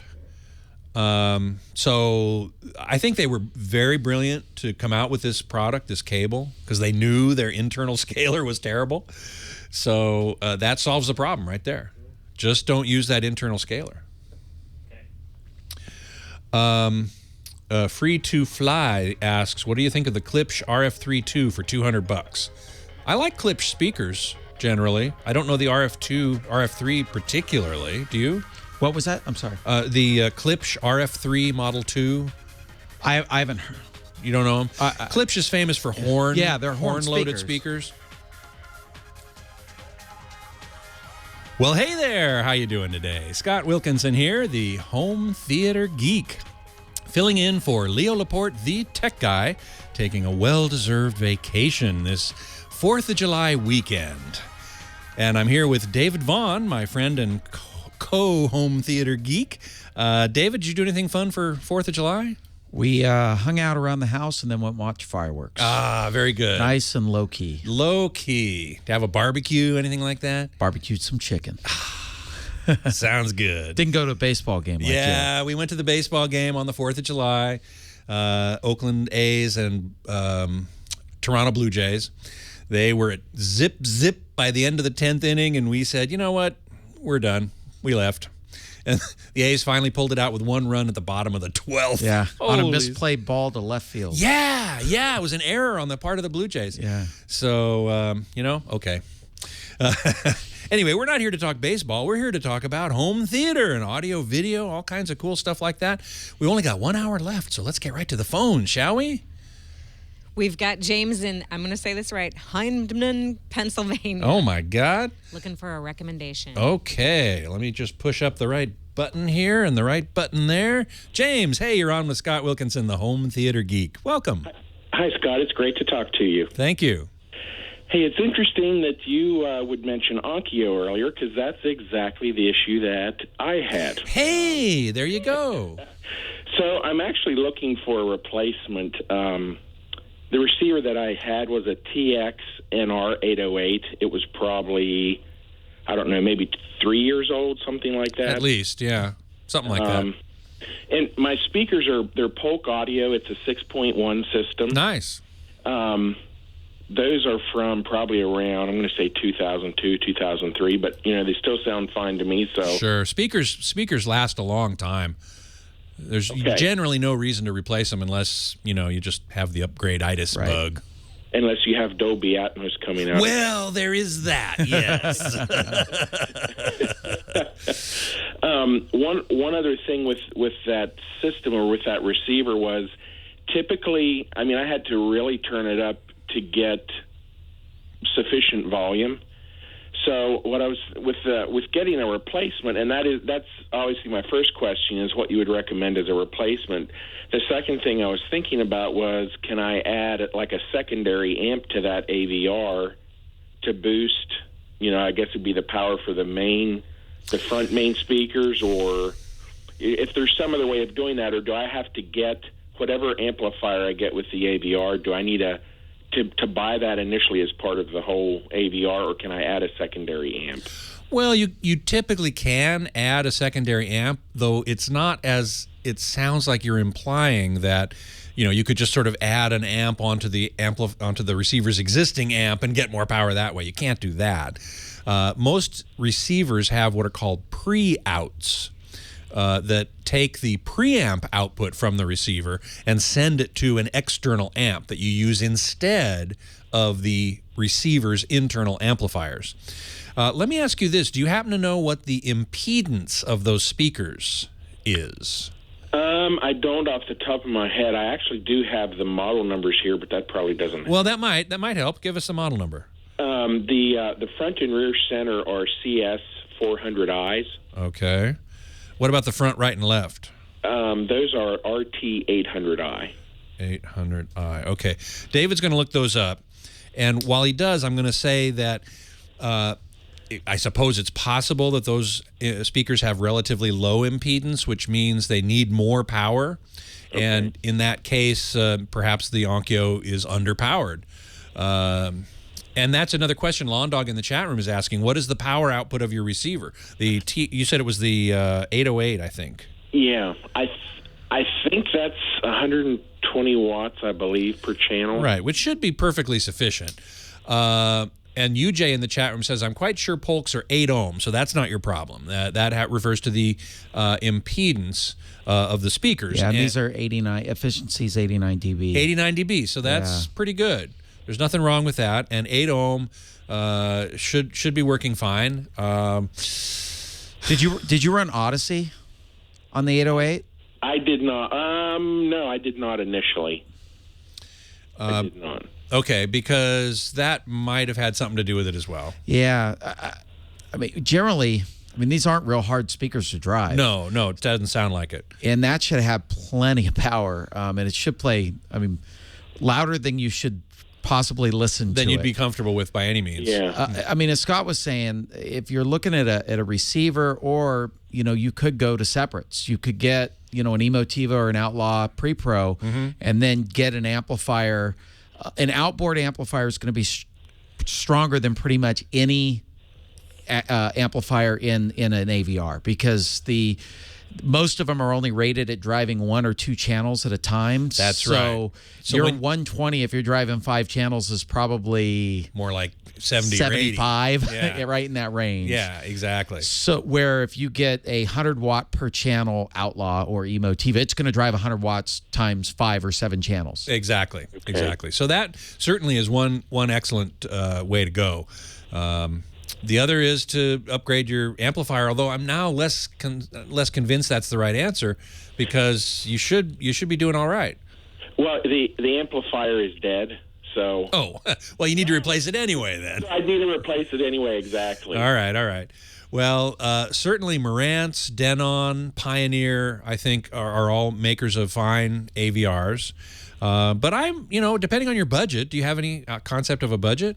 For the AVR, I'd probably like to stay around 1,000, 1,100, something like that, if possible. David, do you know what the Emotiva...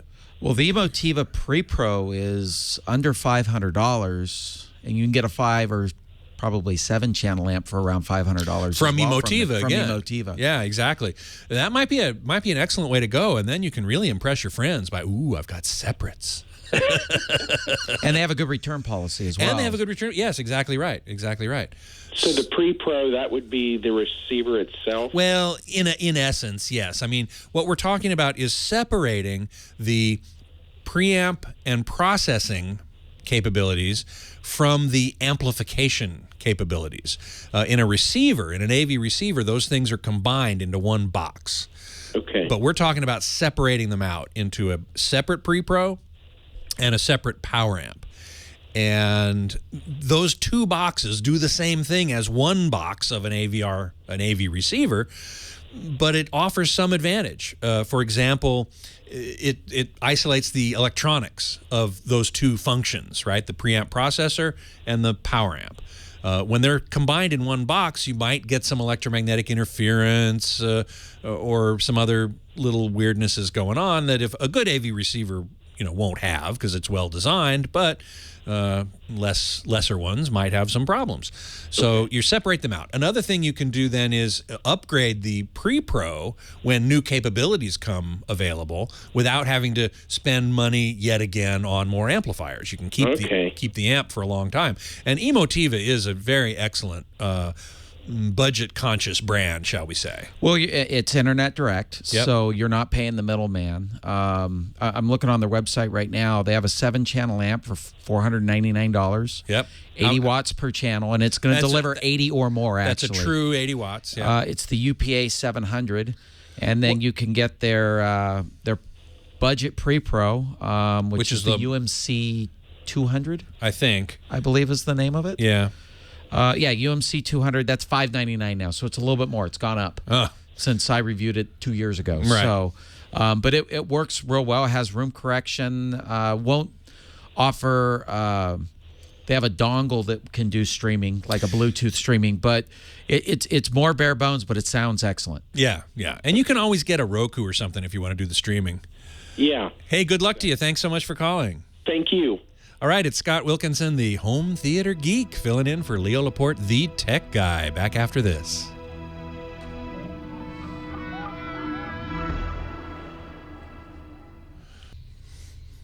Yeah, Saturday night's all right for fighting, except it's Sunday afternoon. Well, we'll fight a little bit anyway. No, we won't fight after all. We will talk home theater. We will have all kinds of fun today. Yes, indeed. It's Scott Wilkinson, the home theater geek, filling in for Leo Laporte, the tech guy. And I'm here with my friend and fellow home theater geek, David Vaughn. David, thanks so much for being here. Wouldn't miss it for the world. Fourth time with you and me together. It's great fun. And may there be many more. Yes. So let's get right back to the phones. Heather, who we got? Well, Sunday's okay for wrestling with some wires. Wrestling with wires. I love wrestling with wires. Good. You need to help Chris in Lake Elsinore. He's going to be upgrading a system. Okay. Chris, hey, you're on with Scott Wilkinson, the home theater geek. Welcome. Hey, Scott. How are you? Doing great. Thanks for calling in for Leo. My pleasure.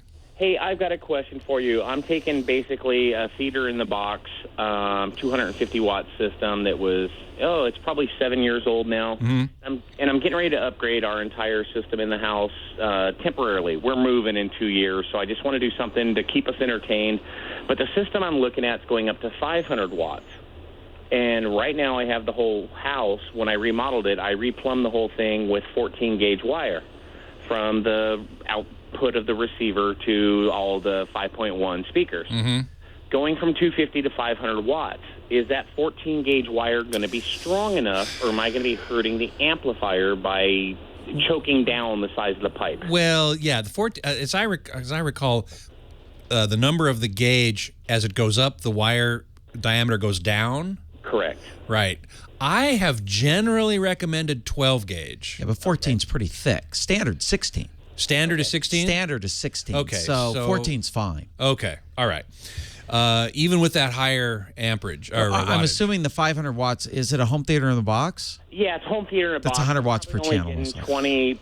I think I'm getting like 25, 27 RMS per speaker. Then you have no problem whatsoever. Yeah. Okay, so we're good there because I put 30 inches of insulation on top of all the wires, and I'm like, do I have to go up there and rake all the insulation out of the way to rerun the wires? No.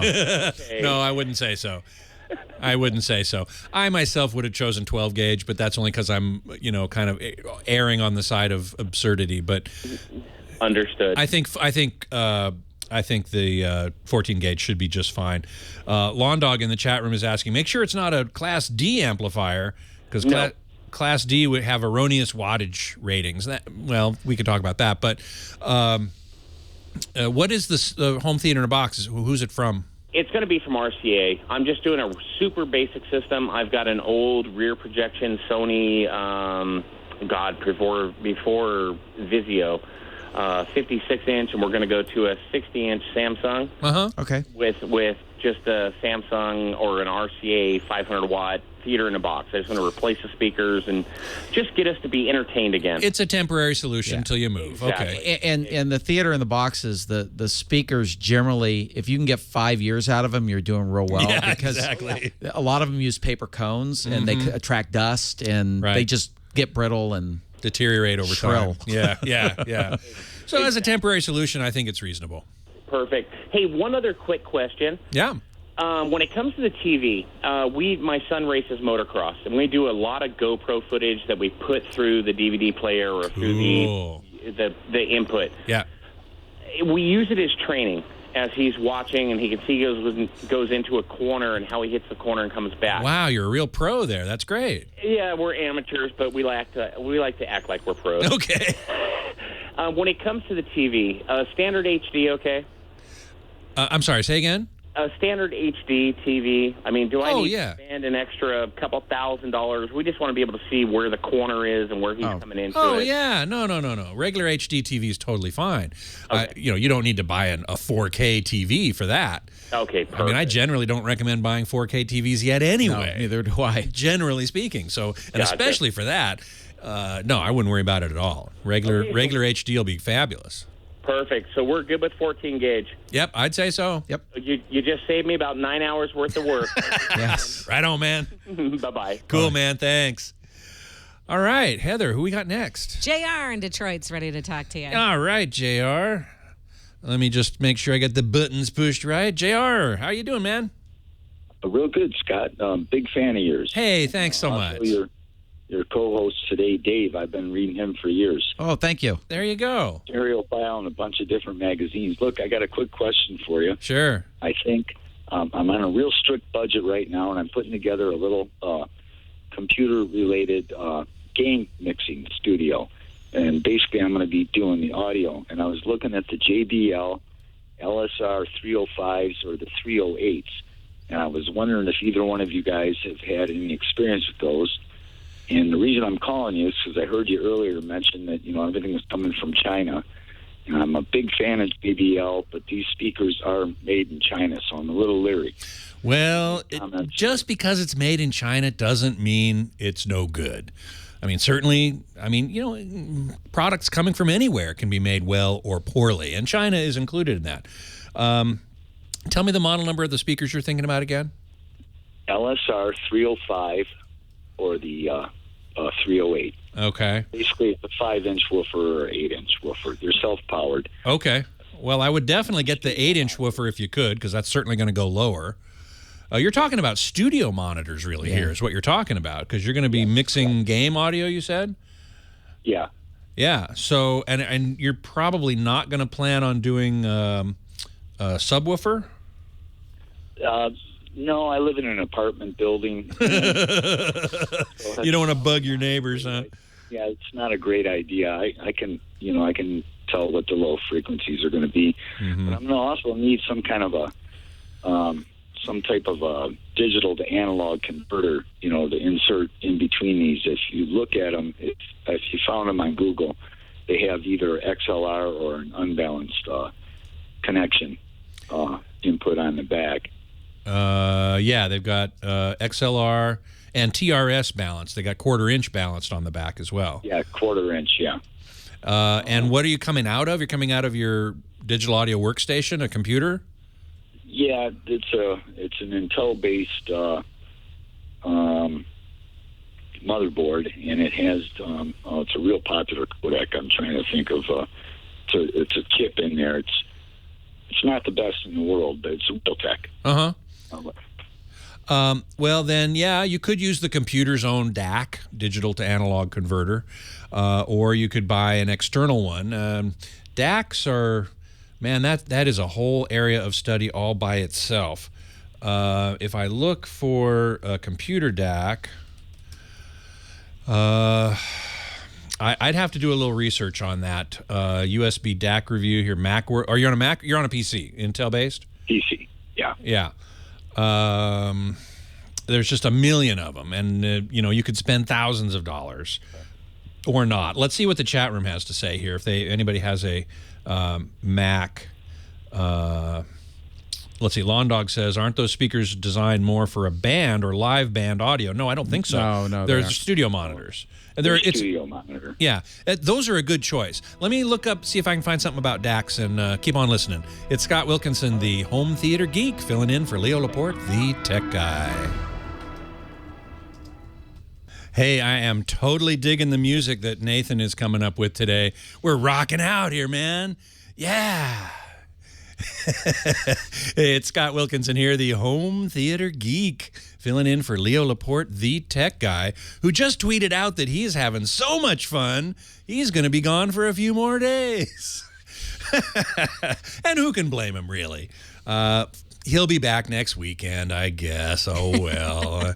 If he decides to stay longer, I'm available. I'll come back. No question about it, because I have so much fun doing this.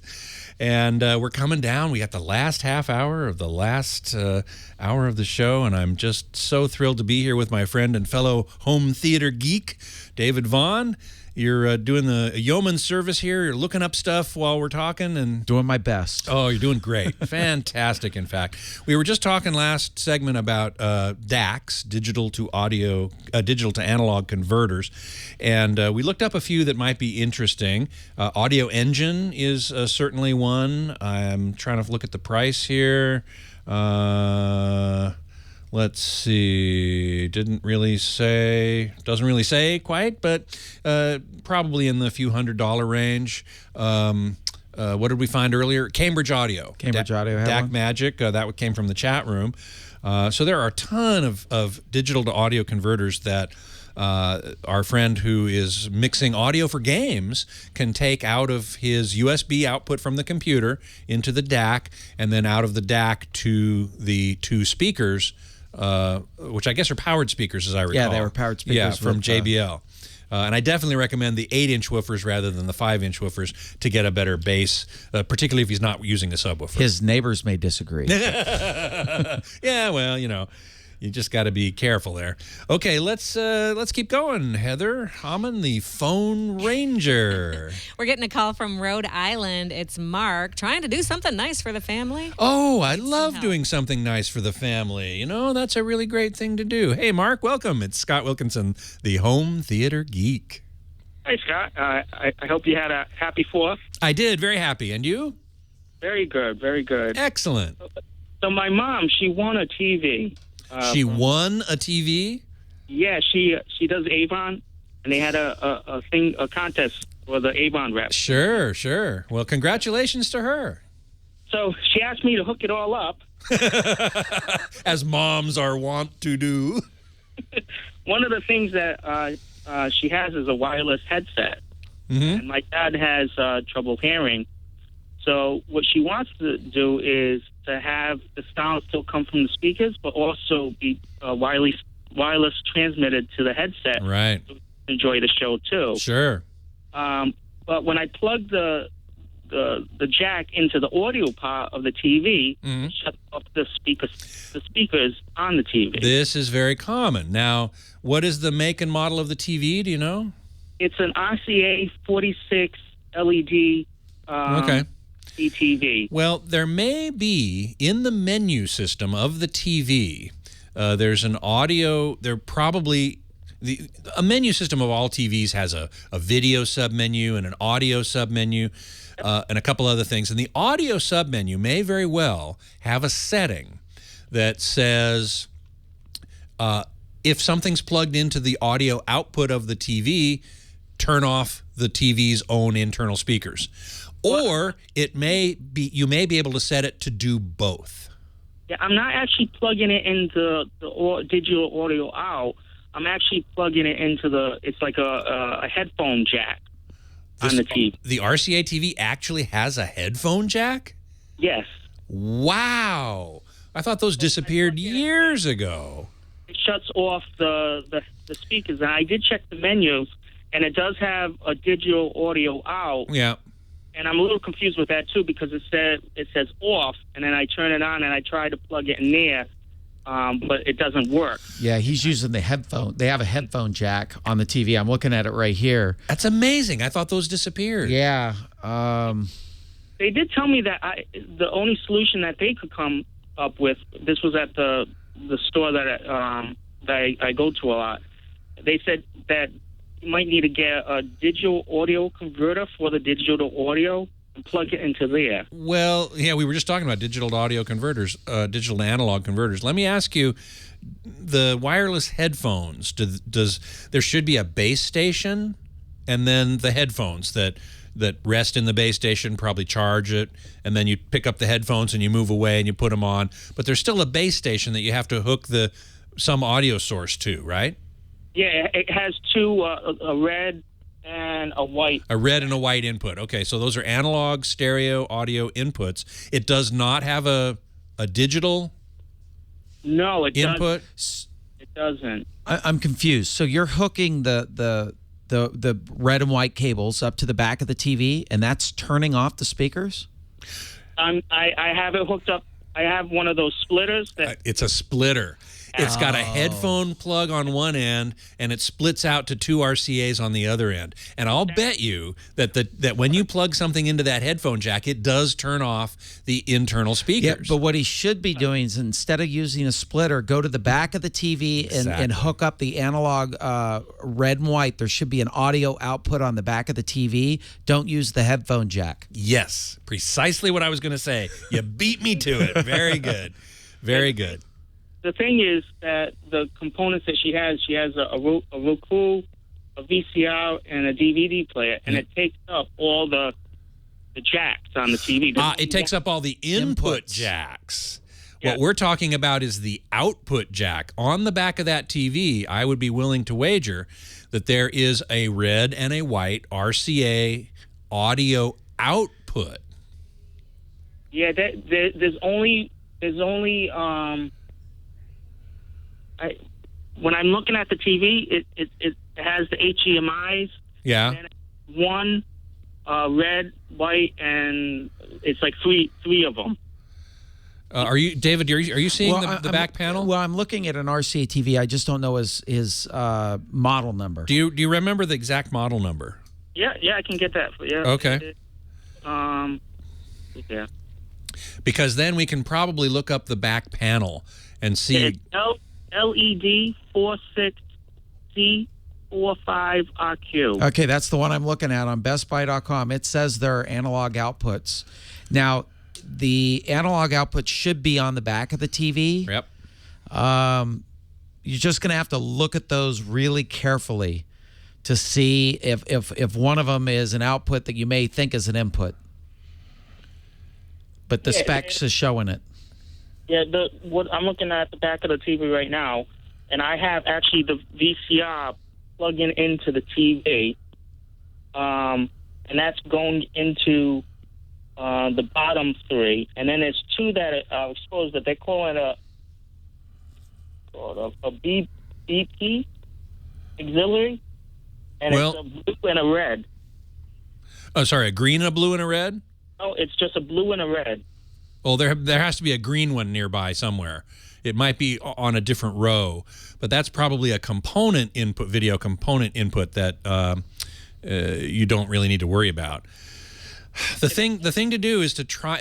I'm sure it's back there somewhere. Is a pair of red and white jacks that are an output, not an input. Yeah, I have that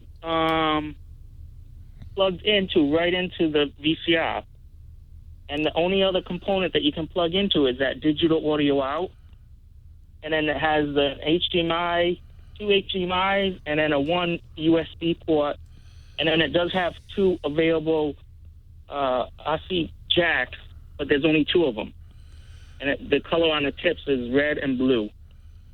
Well, that's weird. Yeah, I'm looking. It's on the side of the TV, correct? Oh, we're losing time. We're losing time here. Let us come back and try and answer that question quickly when we come back. This is Scott Wilkinson, the home theater geek, filling in for Leo Laporte, the tech guy. Is that on the side? And there's nothing on the back? No. He's still on, right? Is he still on? Are you still with us, caller? Yeah, I'm here. So you've got, going from the top of to the bottom, you have a red, a blue, there should be a green, and then a red, white, and then and then a white and red by the looks of it. There's nothing on the back of that TV. No, it's all on the side. Oh. With HDMI too? Yeah, the HDMIs are on the side. It's not a great picture. It's on Amazon. I was trying to find a better picture online. Yeah. Best Buy didn't have a picture. Yeah, it says a composite YPBPI. PR. PR, yeah. Oh, Web01 says, perhaps you've got the audio output connected to the VCR's input to record. That's what you were thinking. Okay, so then he needs to maybe use a splitter for that. Yeah, he'll need a splitter for that. Okay, now I think we understand. When I talked, like I said, I went down to Best Buy, and they said if there's no available ports on your VCR, then the only other route is to do that digital audio. And they recommended that Dynex that they sell. Well, yeah. Dynex is a house brand. It's a pretty cheap brand. I think that they're Dynex headphones, right? Is that what you're talking about? No, it's a digital converter. Digital audio converter. It basically takes the optical out and converts it to stereo analog. You know, that might be the simplest thing to do, to tell you the truth. Yeah. I think what Best Buy said, ultimately, now that we understand the problem, might very well be the best thing to do. Would that shut off the speakers too, though? No, it shouldn't. It shouldn't. And on the settings, do you keep... Oh, look. John has just handed me a digital to analog converter by we don't know who. It's a little tiny box. Are you watching the live stream, perchance? I am, but you're a little... it's not synced up with the phone. The product cam? David has it. Here, okay. I can hold it up. Okay. It's this little tiny box. It's not focused correctly on it. It's this little tiny... you could hold it maybe to... Well, that one's focused on him as well. Yeah. There's the camera that we looks don't at We your don't have a product camera. We don't... Sorry, I ruined the product camera. Yeah, it's just this Usually little... Leo, I'm sorry, is able to hold something right in front of him, and there's some camera that... Yeah, there is. It's the one on it's me. now focused on him. Heather's trying to cut me out. Well, we got anyway. So this is certainly, I think, the best solution.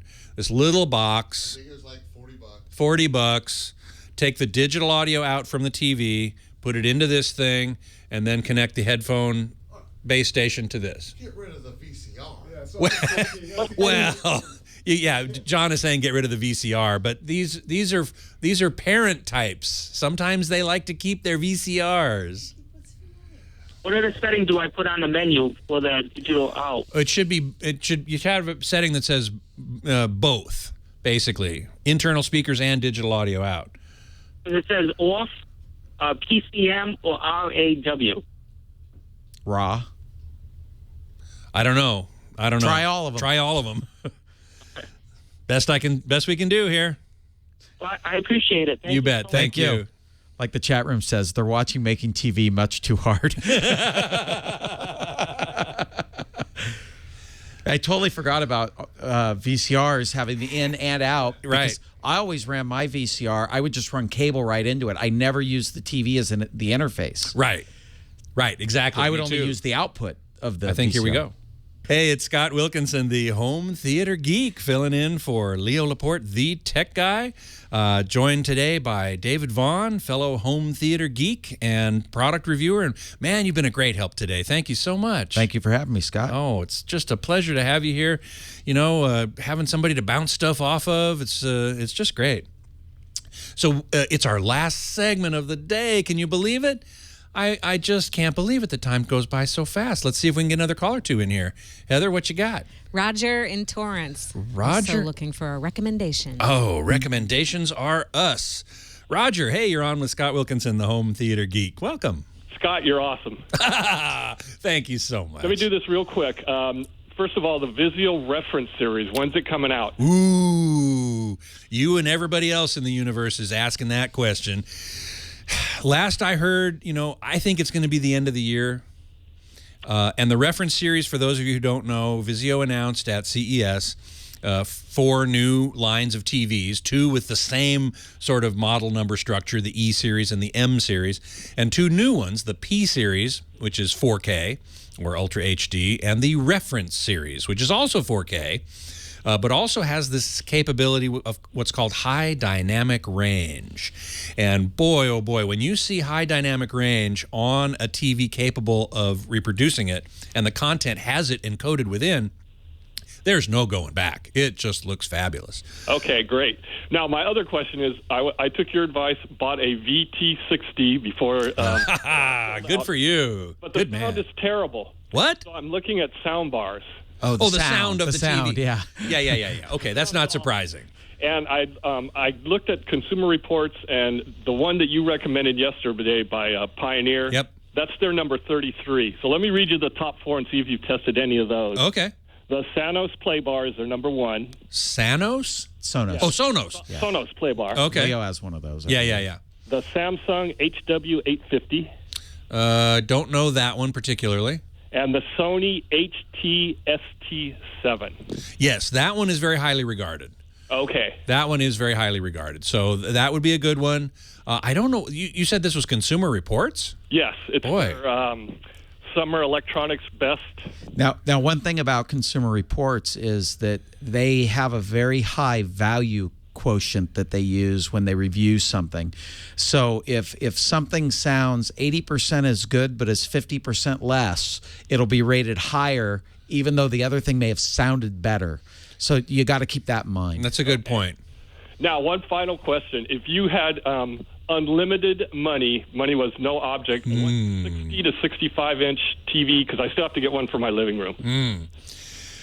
60 not plasma. And not plasma. Okay, well, boom, you just took me out of the running.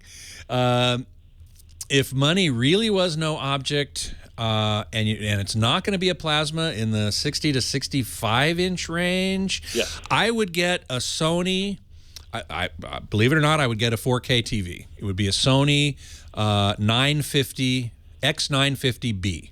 Now, is that the one that has the big speakers on the side? Yes, it is. Okay, see, that won't work. Okay. I'm only thinking of picture quality here. If money was no object, what's the biggest OLED? 55 right now. Well, right? wait till the curved. It's curved. Yeah, they're curved. Yeah, I'm not. But the LG 77-inch for $30,000 or so. Ooh, that's maybe a little too much. So money is an object. Hey, you then. said money was no object, man. And it is curved, but at 77 inches, I'm almost starting to say curvature is okay. And LG's is very, very slighter than Samsung actually. Okay. But you said money no object, but if money is slightly an object. Now the Vizio, is that only going to be 55-inch? No, they're going to have the Vizio reference is going to be I think 65 and 120. Oh, so they are going to make a 65. So I think they are. Yeah. I maybe should wait. I would wait. I would too. That TV is going to be awesome. All right. You're the best. Thanks. Thank you so much. I really appreciate it. Hey, how about that? Some nice quick calls and answers. I like it. Let's see if we can fit two more in here. At least, yeah. Jonathan in Rochester. Jonathan in Rochester, New York. Hey, you're on with Scott Wilkinson, the home theater geek. Hey, hopefully you have two quick questions. Number one, I have DSL coming into a second floor office, into a modem, and then which is hooked directly into my computer, and then out to a wireless router, and that's what I run my Roku off of. Why do you have the modem going directly to your computer and then out to a router? Why not put the modem into the router? I'm sorry, I do have to. No, the router comes off the modem. Okay. All right. So the phone line comes into your house, goes into the modem. Yep. The modem connects by Ethernet to the router, and then the router goes out to your computer and your Roku and everything else. Yeah, more or less, yeah. Got it. The question is, I have Roku, which is downstairs. Mm-hmm. I could have someone come in and run cable, or RG6, whatever it's called, to the wires, directly to the back of the TV, where I can hardwire the Roku. Okay. Is there any sort of advantage to using the Roku hardwired rather than off my wireless network? Yes. Yes, the answer is yes. Media streaming is pretty bandwidth intensive, and if you do it wirelessly, you could easily run into problems from interference with other things. Hardwire, I always recommend hardwire if you possibly can. Are you having video dropouts now wirelessly? Buffers a little bit sometimes, not too much. I'm just wondering if I'll see a better picture quality. I've got a Samsung Plasma 1080i. Probably just not. See if I'll see better picture. As long as you're not losing the video stream, it's not going to give you better quality per se. Right. It isn't. It's just going to prevent problems. Correct. So I always recommend wired if you can. I have all my media streaming devices wired to my router, with one exception: the Roku streaming stick, which doesn't have the ability to do that. It's wireless, but generally speaking, that's what you want to do. Okay, and hopefully I can have one real quick. Sure. I've got surround sound, and I had ports. Did we lose them? With them, so I'm actually running basic port, just cheap. I think it's like lamp cord, directly back of my AVR speaker. Is there something wireless that I can use that'll give me good quality, so I can get rid of the wires? Well, out on sports. I'm really sorry to say we lost a good portion of that question because you're either on a cordless phone or maybe VoIP or something. Are you still with us? I'm sorry. Can you hear me? Yeah. Okay. Right now I have from the AVR, it's wired directly to the front speakers. Yeah. I had actually ports put in the wall, but they stopped working. Is there any wireless system where I could just maybe plug it into the back of the AVR and then just maybe have a little receiver on each of the speakers? There is, actually. Sure. Yes. Atlantic Technology makes such a thing. Aperion makes such a thing that basically takes audio out of your receiver. It's not speaker level. It has to be pre-out level. So not from the amplifiers, but from the pre-outs of your AVR. And that needs to go to powered speakers then. Right. It's a bit of a pain in the butt, but it can be done. But not in his application. I don't have powered speakers. Not in his application. not in your application. I don't know of anything you could do to do that. If you're sending power from the amplifier to the speakers, you need wires. Okay. Thanks so much. All right. Thank you. Thank you. You know what? We're coming to the end of a fabulous show, and I want to just tell everybody how great it's been. I've had such support here. Heather Hammond, the phone ranger, you have just been wonderful. Thank you so much. My pleasure. Great to have you here. It's great working with you. I've thought about that for years. As soon as you came on here, I said, I've got to go work with Heather, and now I've gotten to. Thank you. Woohoo. Your 3 wishes have been granted. No. Oh, wait, did you have 2 more? Seeing the Northern Lights. Yeah. There you go. David Vaughn, thank you very much for being here. I sure appreciate that very much. Thank you for having me, Scott. As always, lots of fun. And thanks to the chat room. Yes, and thank you to the chat room. You guys have been awesome.